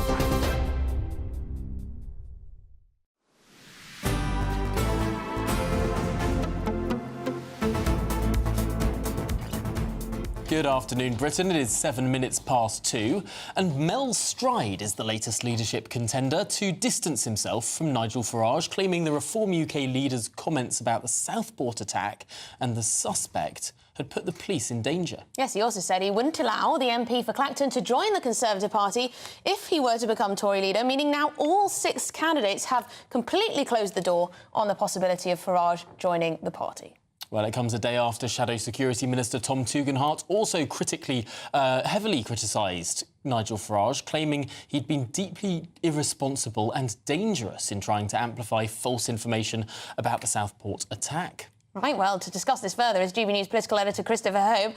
Why are they all speaking out about Nigel Farage, then? Well, we're asking them, Emily. So we're asking them, what are you You're going to do? stirring it up. Yeah, sorry about that. It's You're August. stirring it up. It is August. No, I mean, I think part of the conversation the Tory party must have with itself is what to do about Farage. It's a problem they've had for about 10 to 15 years now, how to respond to the kind of people who like him, like what he talks about. I'm intrigued that all 6 candidates say there is no future for Farage in the Tory party. The Reform UK party, such as it is actually a company in which there are 15 shares, 8 of them are owned by Farage. He could easily wind up overnight and merge it with the Tory party if he wanted to. He's not going to. He said, it's of no interest to me whatsoever today of what the Tory candidates think about me. But, you know, the former leader, Rishi Sunak, did say that the party was a broad church and that opened the door to Farage rejoining the party that he did join years and years ago. And that's not going to happen now under any of the 6 leaders or the guys who want to replace Sunak. And you've been speaking to Mel Stride most recently. He now completes the 6. Yes. Which means, in effect, Nigel Farage will be banned from joining whoever wins. That's right. It's a ban on Farage. And I find this fascinating because those 6 face a choice. Do they tack into the middle ground, go after the Labour voters, Lib Dem voters, soft Tories who like reform, or do they try and unite the right and take on Labour? And now some would say uniting the right is what you do first of all, and then you go tack back towards taking on Labour. But they're all saying that not for me. And with Mel Stride, I should say, he was quite outspoken about Farage. He said that the comments by Nigel Farage when he questioned whether we've been told the truth by the police about what's being withheld from us about the attacker on those 3 girls shortly after the attacks in Southport, he said that risked the safety of the police. Here's what he had to say. How is it helpful when you've got police officers going out there risking their lives in a rioting situation to be questioning whether they're being truthful with the public, for example? It's likely to lead to more police officers ending up getting in more trouble than they would otherwise. So his remarks, so it's not responsible. His remarks are putting the safety of police at risk. I think his remarks about the police not being truthful, potentially, around what happened, let me put it like this, were deeply unhelpful to those officers that were then having to go out and deal with the consequence of the rioting. Given all that, would you allow him to be a member of the Tory party if you were leader? Absolutely not. I made that very clear. So no deals with Nigel Farage. Look, Nigel Farage wants to destroy the Conservative Party. That was Mel Stride there on my podcast, our political podcast, Chopper's Political Podcast, making clear no deals with Nigel Farage. And we do intend to speak to all of the 5 other candidates as best we can before the end of the month. Is this a mistake, though? Christopher, I mean, OK, a lot of things have changed. He started a new party, for one thing, but last Tory party conference, I think you'll remember as well as I do, just how much... Mobbed. He was mobbed. He was mobbed. There was so much support for him from the membership. Membership clearly thought that Nigel Farage was on their side. So is this a mistake? Could this alienate some of the members?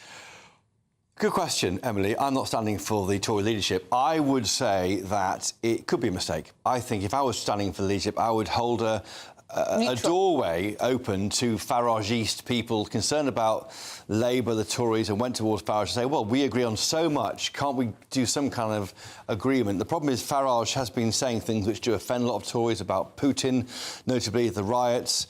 There's been some strong words on both sides. But were I standing in this election, I would not have said this. I think there's a chance there you can pull him back in on some areas. And I think having this, you know, it does mean you only appeal to a certain group of people now going forward for the Tory party. Very interesting. Christopher Hope, our political editor, thank you very much indeed for that scoop. Thank you. Well, we're now joined by the political commentator Andy Williams. Andy, frankly, there are 2 big questions here. What should the Tories do to claw their way back to power? And does anyone care? Well, I think one of the major challenges they face is getting people to listen to them, because obviously, you know, this is a party that sunk to an enormous defeat after 14 years in power. And one of the principal reasons for their defeat was that people were jaded with them. People were sick of the Conservatives. So getting people to listen will be a challenge. I actually do not think Nigel Farage is the answer. I don't think it's in the Conservatives' interests for him to be involved in the Conservative Party for 2 major reasons. Firstly, he's not conservative. He's a libertarian. He doesn't actually believe in conservative values. And secondly, Nigel Farage, as we all know, if we're honest, is only interested in Nigel Farage. So he will do whatever it takes to keep himself in the limelight and to keep himself relevant, but he's not a Conservative. He doesn't care Andy, about the Conservative Party. there are lots of people in the Conservative Party who perhaps are neoliberal or who are libertarian, who aren't necessarily traditionally of the small c conservative variety of conservative. Is it not a mistake to alienate supporters of Nigel Farage who could potentially come back to the Conservatives with the right leader? Well, I think all election-winning machines, whether they're Labour or Conservative, they have to be broad churches. And I think actually Labour did a very good job at this election of showing that you have to be open-minded. You have to, the most centrist party wins every general election. That's the story of the last 40, 50 years. There is a significant but quite small and very vocal constituency for Nigel Farage's brand of politics. And I would compare it in many ways to Jeremy Corbyn. Jeremy Corbyn was an incredibly popular Labour leader with a minority of people, but for a majority of people, he was an extremely alienating and polarising figure. And I see Farage in the same light. It is actually very interesting looking at Jeremy Corbyn, who, of course, very, very popular in Islington, was able to win his seat as an independent, booted out of the Labour Party. He's now started being pretty chummy with those 4 other independents who were elected, mainly talking about Gaza in the election. They've started signing letters together, calling themselves the Independents. I wonder if those sort of 5 people could be considered, well, I don't want to say equivalent, but gosh, I'm sure Nigel Farage would dispute that very strongly. That he's anything like Jeremy Corbyn. Different in terms of politics, but in the way in which, or perhaps different in terms of policy, but in the way that if I could think of maybe 3 people who could fill an arena with their speaking in this country, it would be Jeremy Corbyn, Nigel Farage and Boris Johnson. Easy peasy, right? But maybe none of them today could actually win an election, Andy. I think that's exactly right. You look at these sorts of people and they command really passionate support, but not from a broad group of people. And I just think the reality is that, and this is actually the great challenge, come back to the original question about the Conservative leadership. Do any of these 6 candidates look like people who can command mass popular support? I think that's a really difficult question. I mean, with all due respect to Mel Stride, who's very professional, seemingly very good chap, is he a Prime Minister? I don't think so. And I think if you look at these 6 candidates, you have to really look very, very closely and think, could any of these people genuinely win a general election? But a lot of people thought Keir Starmer didn't stand a chance, and there he is with a whopping great majority. Andy Williams, we'll leave it there, political commentator. Thank you very much indeed. I wonder if we can bring Christopher Hope just in very quickly to react off the back of that. Nigel Farage, a very strong support from, a section of the public.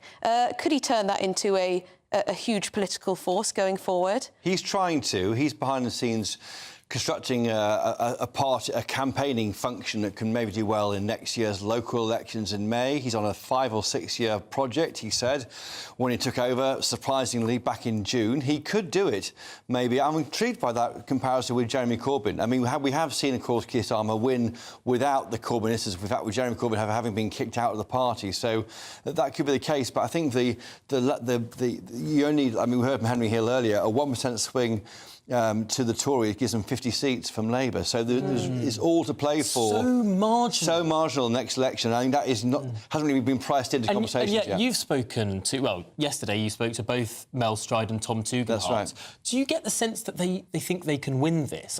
I sort of look at Mel Stride and think, he's not trying to be leader. He's auditioning to be Chancellor or Shadow Chancellor. And I look at Tom Tugendhat. That's what he was up for. He nearly replaced Jeremy Hunt, didn't he? Well, exactly, because of course he was the Treasury Select Committee guy for a long time and knows his numbers.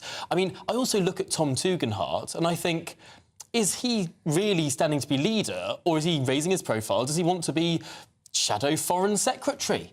He ran the Foreign Affairs Select Committee for a long time, I think, and was, of course, Security Minister, focuses on his foreign policy experience. Are some of these candidates actually sort of perhaps running 2 messages? They would definitely say to you, no, Tom Harwood, you are cynical. We are definitely stirring the pot in August. We are running this properly. Yeah, you could say that, couldn't you? I mean, I think it's quite wide open. For who are you electing a leader of the opposition? James Cleverly is quite good in House of Commons. Are you electing someone who can be Prime Minister across lots of policy briefs? Someone else, maybe Robert Jenrick, could do that job better. Yeah, who are you choosing is interesting. I mean, Chris, lots of people getting in touch on this. Stu says the Tory MPs have not learned a thing, have they? They should be looking at the Labour Party and fighting them, not Farage. Why do GB News have everyone on here against Farage, especially the guest who is so biased? Well, I think we're giving quite a fair analysis of what's been going on, but thanks also, to... on that point, it's interesting. Today, Robert Jenrick has released a video, not about Nigel Farage, not about any of his competitors, but his video on Twitter is listing... About Labour. 40 things, he says, that Labour has done wrong or has put their foot in it or has messed up in the last 40 days that they've been in office. I suppose that's a different tactic, trying to almost pretend that he's won the leadership election already. That's a better tactic, surely, to focus on the people in government. Of the six, his campaign is the biggest one. We covered the launch in Newark in his constituency. Huge, like almost as glitzy as the GB News set. I mean, it really was a big event. Tom Tugnat launched his campaign with an op-ed article in the Telegraph, and that was his first speech yesterday, but quite low key. Standing in front of some sort of brown sheet. Yeah, well, it was a blind, but it did look like a brown sheet on TV. Goodness me, focusing on the trivial here. This matters in politics, does it not? Yes, it's very ugly, yes. Needs an iron as well. But Angela says... Serious man for serious times. Angela says, Nigel, a libertarian, my backside. He's a true Conservative. The others are not. Common Sense says Starmer won it by default because nobody bothered to vote for anyone else. Our viewers aren't stupid. They know that Farage does talk a lot of Conservative policies convincingly. The problem for the Tory party in the last election was they identified the problems, but the solutions came from Farage. It all went towards him. Well, on that point, we're going to have to leave it there. This is going to be a conversation I have a feeling we're going to return to. We've managed to make the Tory leadership contest very exciting, I should say. Well, someone has to. Christopher Hope, thank you very much for talking us through your scoop. Yes, we've got lots more coming up on today's show. Now, emergency services are dealing with a major incident in Walsall after toxic chemicals spilled into the canal. There you go, there's a view of it there. If you look closely, you can see some fish floating on the surf. Oh, that's horrible. Yeah, well, cyanide in the water. Goodness me, we'll be at that next. Stay with us.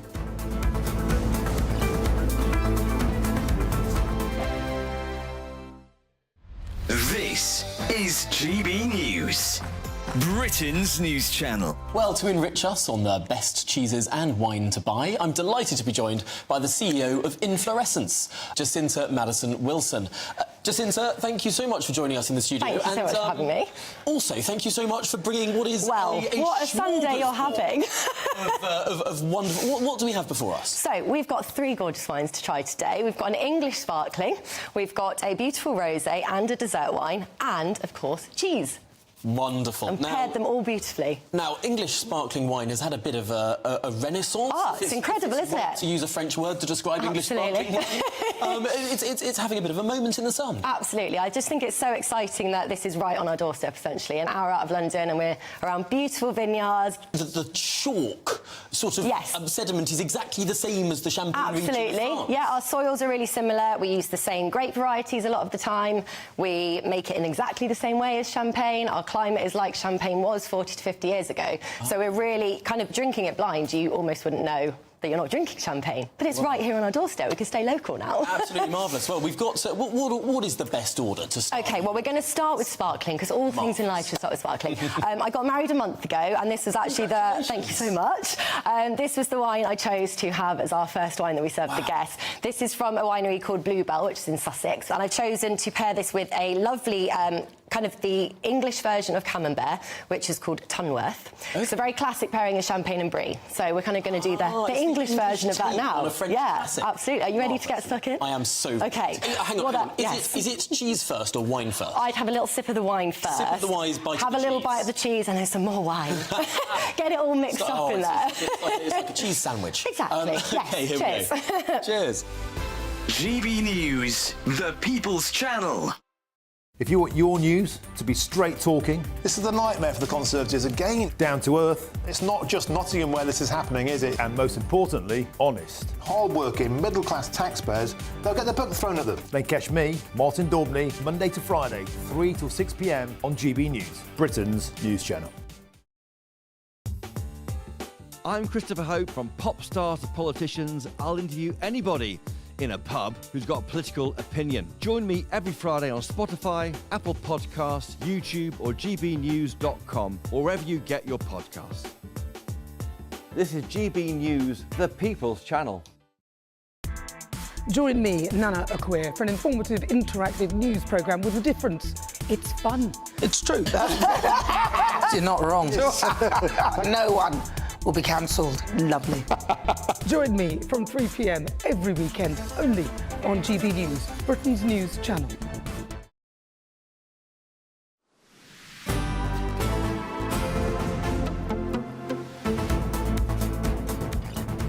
Good afternoon, Britain. It's 24 minutes past 2.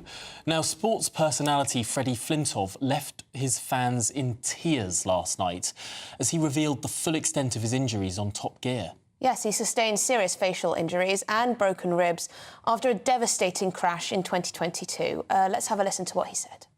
I'm aware last time we saw you, I promised you a trip to India. I'm wondering if you still want to go. Of course we do. Yeah. I don't think there's a single person in this room that will deny that. Yeah? With what's ever happened this last year for me, one thing I've been very aware of and desperately wanting to do is take you.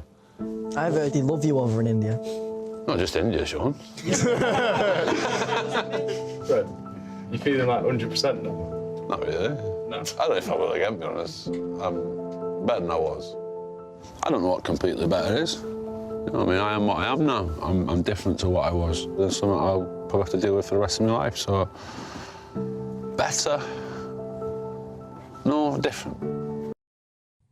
It was very moving, actually, that interview. He was...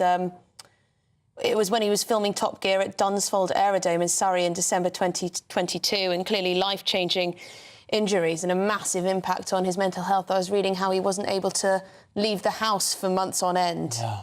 Well, when you have a facial injury as well, the way that you speak might have changed. Definitely the way that people perceive you is changed. Broken ribs as well, harder to breathe, all the rest of it. I mean, it's clearly, I think, more serious than some people thought at the time. Yeah, absolutely, and everyone remembers him as an absolute cricketing legend and all-round fantastic cricketer. So it's terribly sad and also shocking to see him in speaking so frankly about something which obviously has been absolutely awful for him and his personal life. So we wish him well. Absolutely. This is all part of a series I think he's doing on the BBC. So I'm sure some of you will have tuned in already.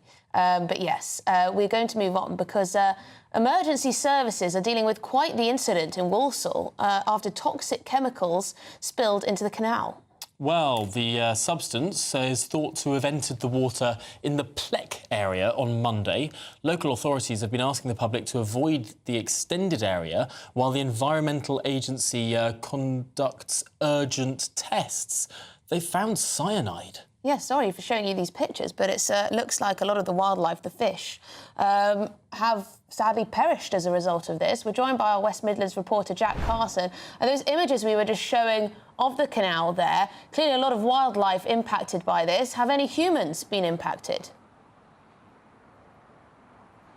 Well, thankfully, so far, we've had no reports of humans coming directly into contact with the water. Of course, we know there was a 12-mile exclusion zone put in around the Walsall Canal network, telling people to avoid those areas with themselves, with any dog walking, bike rides, anything like that as well. We're here just west of Walsall, on the canal. This is one of the main affected areas of the canal network. We have seen people from the Environment Agency, from the council, walking up and down this canal this afternoon, taking tests from the water, and you can see just how drastic the impact has been from this sodium cyanide spillage. Now, this spillage is not determined to have been in a specific location yet. We've got the general area that is understood to be around the Plec area of Walsall. Now, sodium cyanide is a white crystal-like solid. It's got a faint almond odour, and it's used within industry. There is a lot of industry based along the canal here.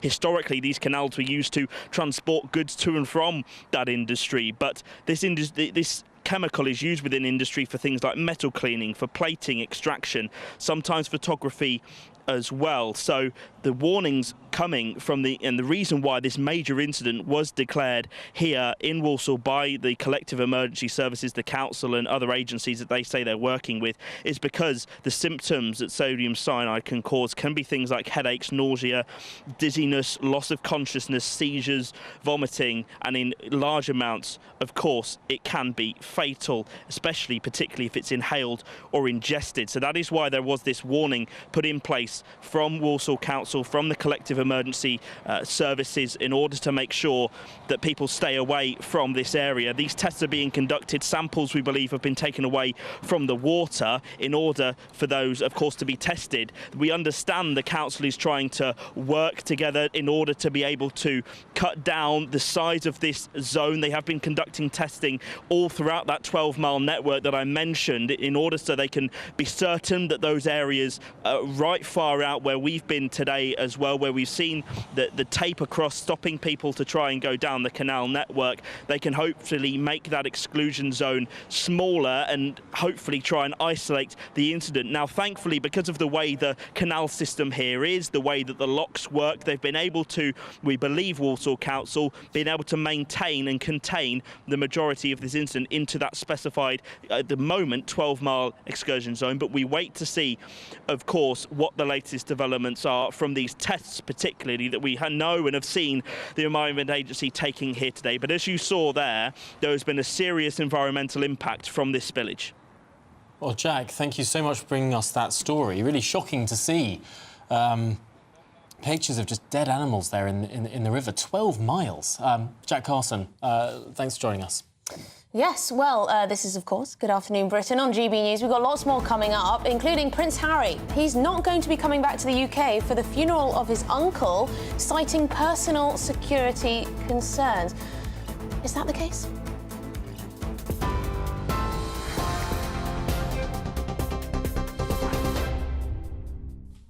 It's 2:30. I'm Sophia Wensler in the GB newsroom with your headlines. The Australian Department of Foreign Affairs has confirmed an 11-year-old girl stabbed in Leicester Square is an Australian tourist. Australian consulate officials in London are offering support to the girl's family. It has also been reported that the victim, who suffered 8 stab wounds to the face, neck and upper body, will likely require plastic surgery. Ukraine's top commander says 100 Russian prisoners of war have been captured in the Kursk region. It's after Ukraine launched a surprise offensive that Zelensky has admitted was easy and met with little resistance. It comes as the Russian city of Belgorod has declared a state of emergency amid daily shelling, destroying homes and killing civilians. Violent attacks against women on British railways have more than doubled since 2021.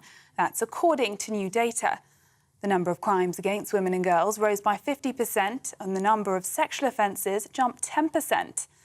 Safeguarding Minister Jess Phillips says violence against women and girls is a national emergency.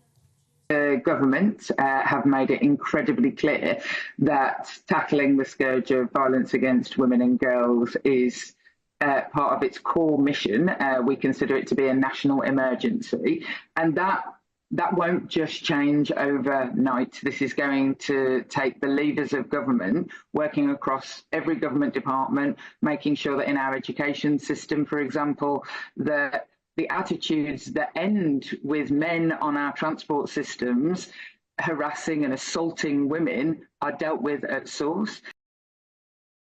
And as we've been hearing, dead fish have been pictured in a canal that's being tested for sodium cyanide. That's after a spill in the West Midlands. Walsall Council said the Environment Agency told it about a toxic chemical spillage that went directly into the canal at Pleck on Monday. A major incident has been declared and people are being warned to avoid the 12-mile stretch of canal leading to Birmingham. Those are the latest GB News headlines for now. I'm Sophia Wensler. More in half an hour. For the very latest GB News direct to your smartphone, sign up to news alerts by scanning the QR code or go to gbnews.com/alerts.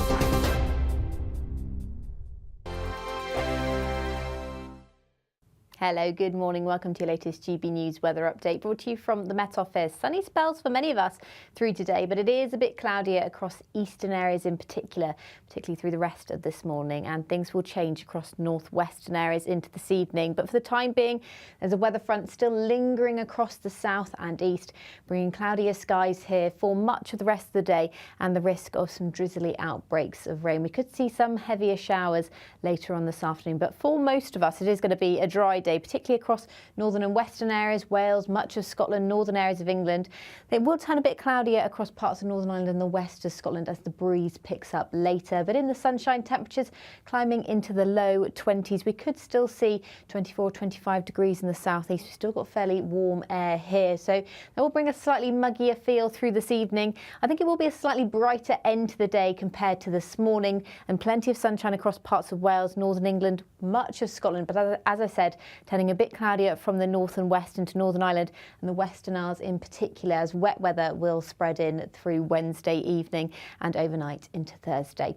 But for many eastern areas, it should stay fairly dry and bright through much of the evening this evening. However, this wet weather will spread eastwards overnight, bringing a spell of rain to much of Scotland and Northern Ireland. It's going to linger across a lot of Scotland through Thursday as well. To the south of that, a drier night to come. Clear skies for much of central areas of England, the south and east still holding on to some of that humid air, but it's really becoming much more restricted to the far south and east.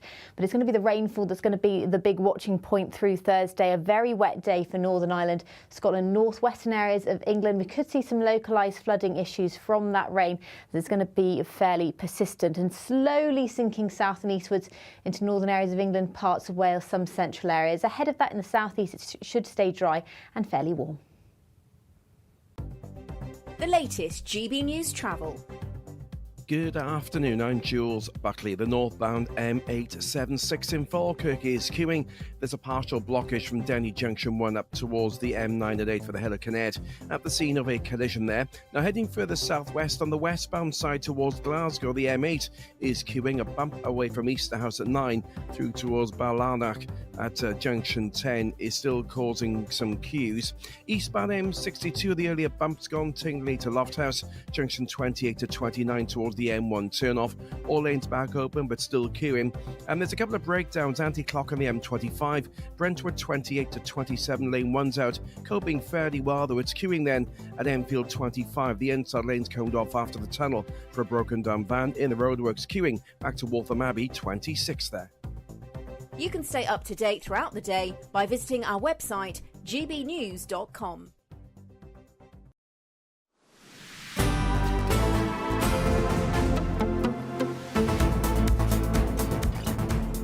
Right, well, it's 2:36 and we've got lots more coming up on the show. But before that, we're going to speak to Martin Daubney because he is up next at 3 o'clock. Martin, what have you got in store for us today?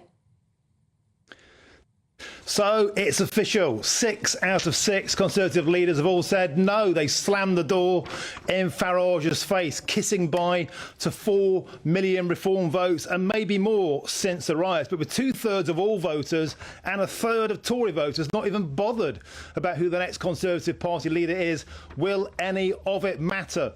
Next up, they're the most demonised demographic in all of Britain. White working class men, the most likely to fight for their country, the most likely to commit suicide, the least likely to attend university, and yet demonised and called far right and thugs any time they complain. Is it time to stop the demonisation and start listening to working class men to help bring a more cohesive and calm society together? And finally, after yesterday, fantastic interview on your show with Emma Webber, the mother of Barnaby, Valdo Cullocane, of course, released 4 times after being sectioned to be free to kill in the community. Is it time to put niceties to one side and admit care in the community does not work? Is it time to bring back secure institutions for the mentally unwell? Because there are up to 120 killings every year due to psychiatric patients. Is it time to put the public's rights first and forget about patients' rights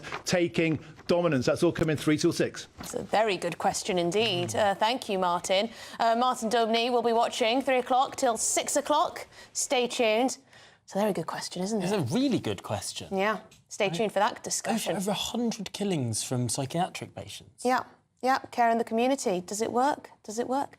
Anyway, in other news, Prince Harry will not be coming home for the funeral of his uncle, Lord Fellows, due to concerns over his safety. That's what he said. Well, the Duke insists it's too dangerous to travel to the UK without the guarantee of police protection.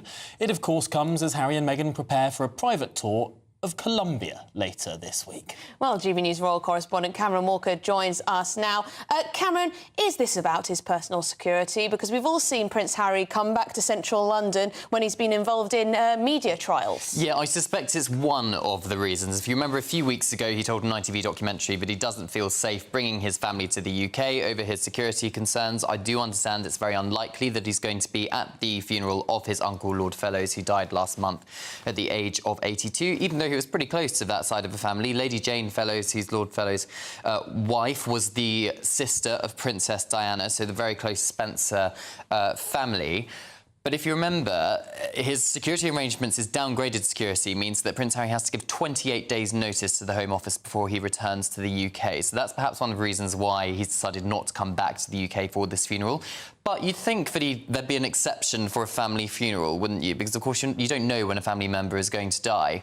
But the other elephant in the room is that, as well as being Prince Harry's uncle, Lord Fellows, he's also Prince William's uncle. And I do understand it's quite likely Prince William will be attending. And, of course, you've still got this brotherly feud between William and Harry. They're not on speaking terms, and that is still bubbling under the surface, I'm afraid. They can't put it aside for a funeral. I mean, they both turned up, of course, to the coronation.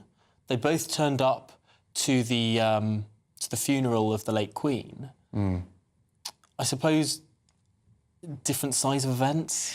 They turned up to the coronation, I think, because it was a big state occasion. William and Harry did not speak at all during the coronation. Harry was sat 3 rows back. Prince William was clearly front row and paid homage to his father during that coronation. So I think there is a difference between that and a private family funeral. If you remember at the Duke of Westminster's wedding just a few weeks ago in Chester, or maybe a month ago now, Prince William went, but I understand although Prince Harry is still friends with the Duke of Westminster, they mutually decided it wouldn't be a good idea because, again, William and Harry's feud would overshadow the entire thing, and I suspect that is what a day which should be about paying tribute to Lord Fellows, former Private Secretary to Queen Elizabeth II, and as well as, uncle to William and Harry.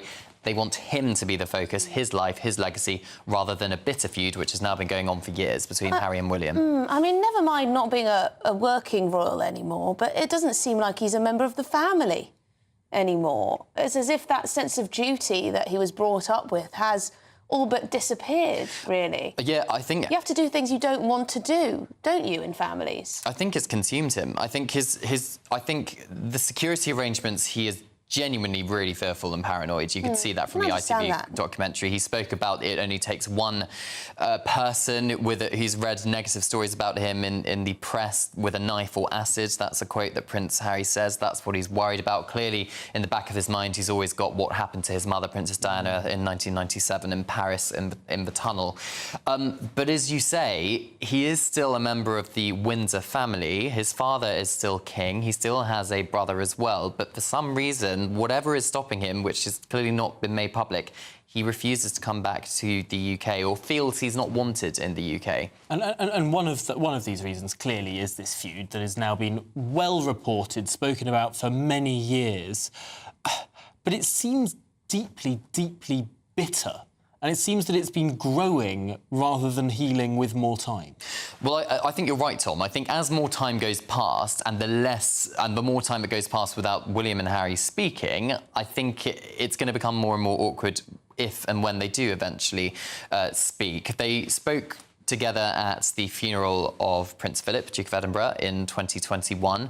Clearly, since then, the publication of Harry's memoir, Spare, has taken place, where there was a lot of quite serious allegations against Prince William, all of which Kensington Palace haven't responded to any of those allegations. And I think Prince William is genuinely hurt about what his brother spoke about. But I do know that King Charles still loves Harry. He still, I think, wants to spend more time with his grandchildren. And I think if there's going to be any kind of reconciliation, it's going to be Charles and Harry first as the first step before William and Harry decide to make up. It's because they brought their wives into the feud. the accusations about Meghan and Kate, of course. Well, William even's got a lot on his plate. The Princess of Wales is still undergoing cancer treatment. He's got three young children to think about, and all his added duties as the Duke of Cornwall, with the Duchy of Cornwall now in his control. And, of course, he's Prince of Wales. He's future King, Councillor of State. It's a lot to think about, and I think him spending more time on thinking about Harry and the feuds between him and his brother is probably not a priority for William. Has King Charles met both of his grandchildren on that side of the family? He has met both of them, but he hasn't seen them for a very long time, and I think that's... No real relationship there at all, is there? It's very sad. It's very sad. You never know, things might turn a corner. Yeah, the moon could be made of cheese. There could be life on Mars. Well, very good link. We might well be talking about that particular peculiarity. Thanks, Cameron. In just a moment. Thank you very much, Cameron. Yeah, could there be life on Mars? There are indicators that there might be. Well, liquid water discovered on the red planet. It's a pretty astonishing discovery, and we're going to be talking about that after this.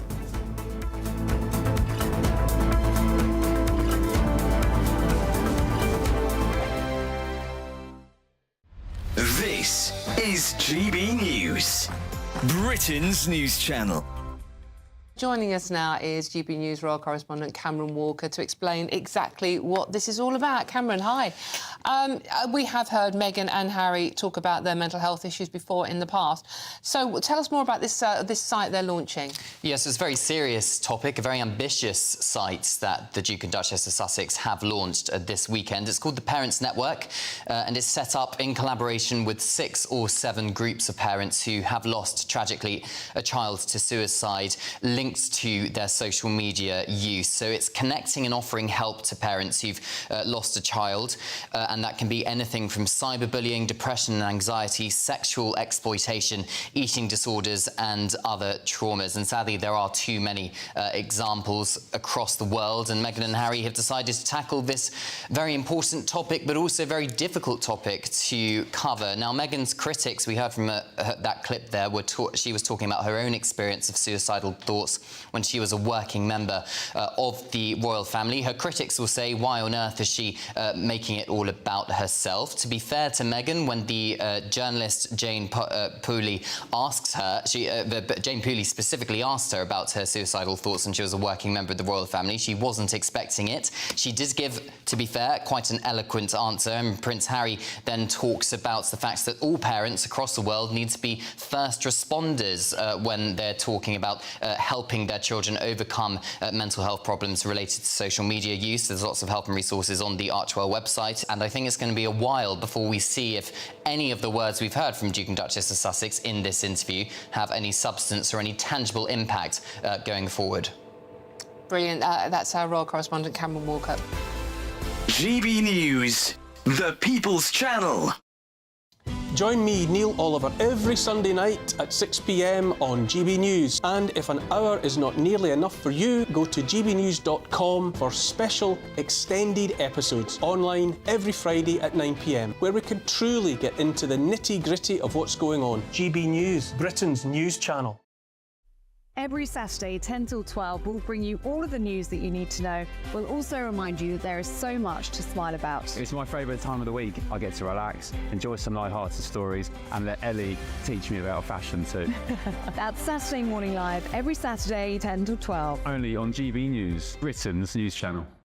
We're proud to be GB News, the People's Channel, and as you know, we always love to hear your views. Now, there's a new way of getting in touch with us at gbnews.com/your say. By commenting, you can be part of a live conversation and join our GB News community. You can even talk to me, Bev Turner, or any of the members of the GB News family.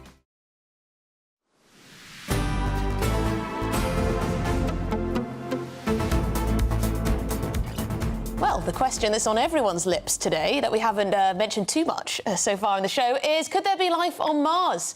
Joining us now is space and planetary scientist Andy Lound. Andy, why am I asking this question today?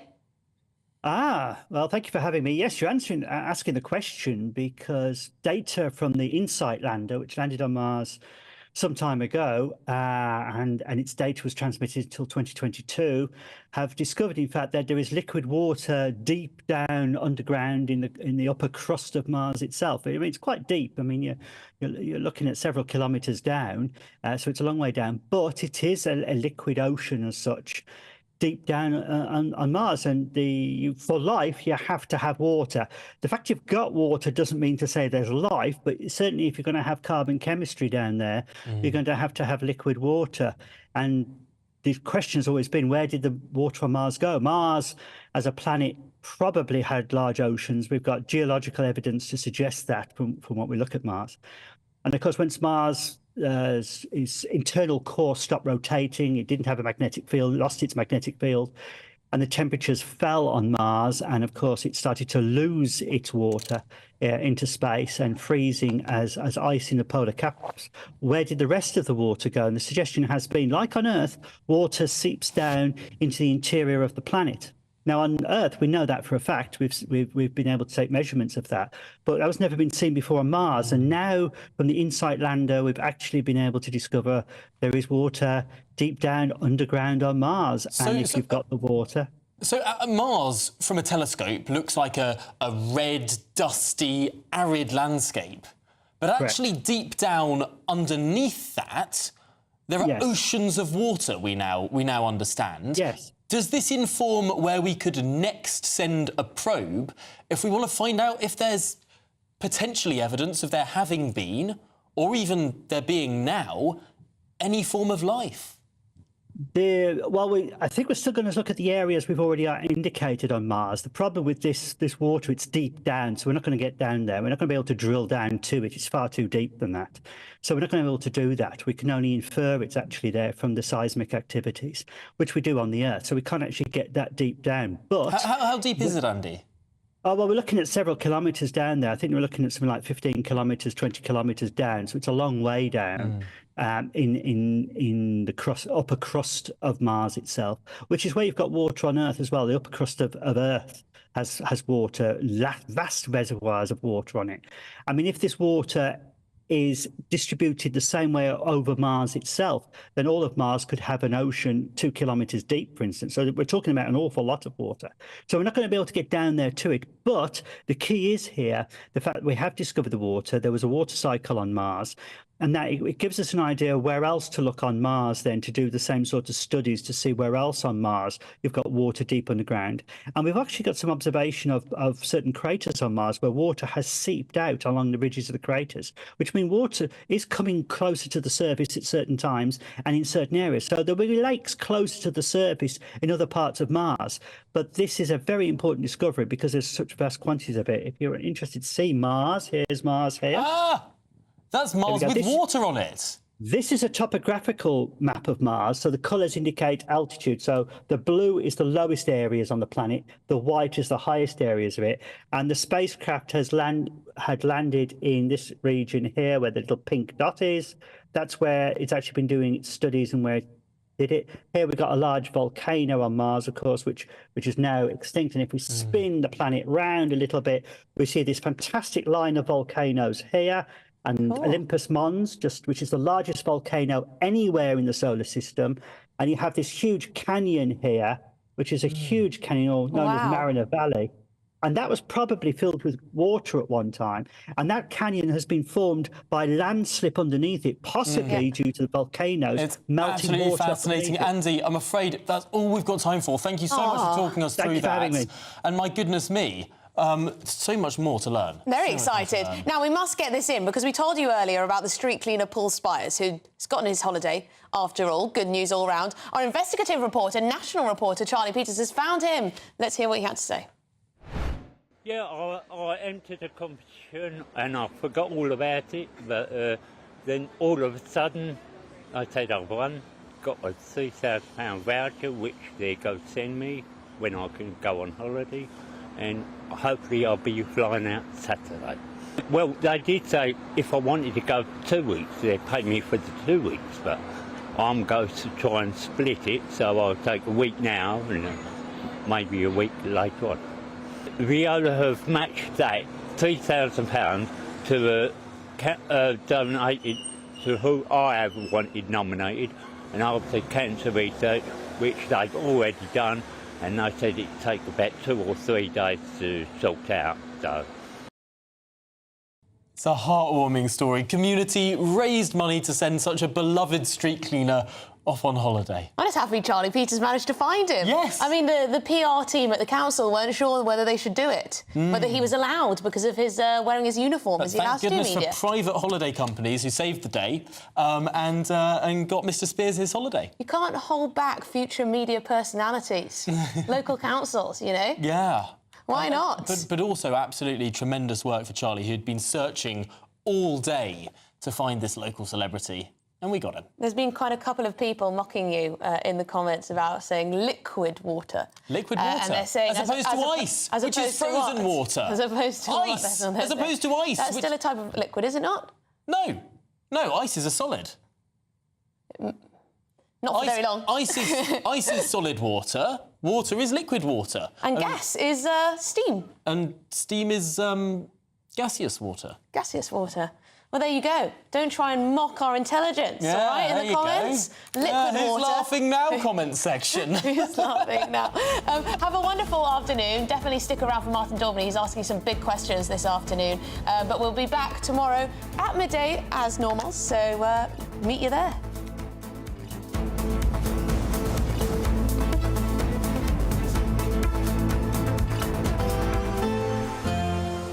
A brighter outlook with Box Solar, sponsors of weather on GB News. Hello, good morning. Welcome to your latest GB News weather update, brought to you from the Met Office. Sunny spells for many of us through today, but it is a bit cloudier across eastern areas in particular, particularly through the rest of this morning, and things will change across northwestern areas into this evening. But for the time being, there's a weather front still lingering across the south and east, bringing cloudier skies here for much of the rest of the day and the risk of some drizzly outbreaks of rain. We could see some heavier showers later on this afternoon, but for most of us, it is going to be a dry day, particularly across northern and western areas, Wales, much of Scotland, northern areas of England. It will turn a bit cloudier across parts of Northern Ireland and the west of Scotland as the breeze picks up later. But in the sunshine, temperatures climbing into the low 20s. We could still see 24, 25 degrees in the southeast. We've still got fairly warm air here, so that will bring a slightly muggier feel through this evening. I think it will be a slightly brighter end to the day compared to this morning, and plenty of sunshine across parts of Wales, northern England, much of Scotland. But as I said, turning a bit cloudier from the north and west.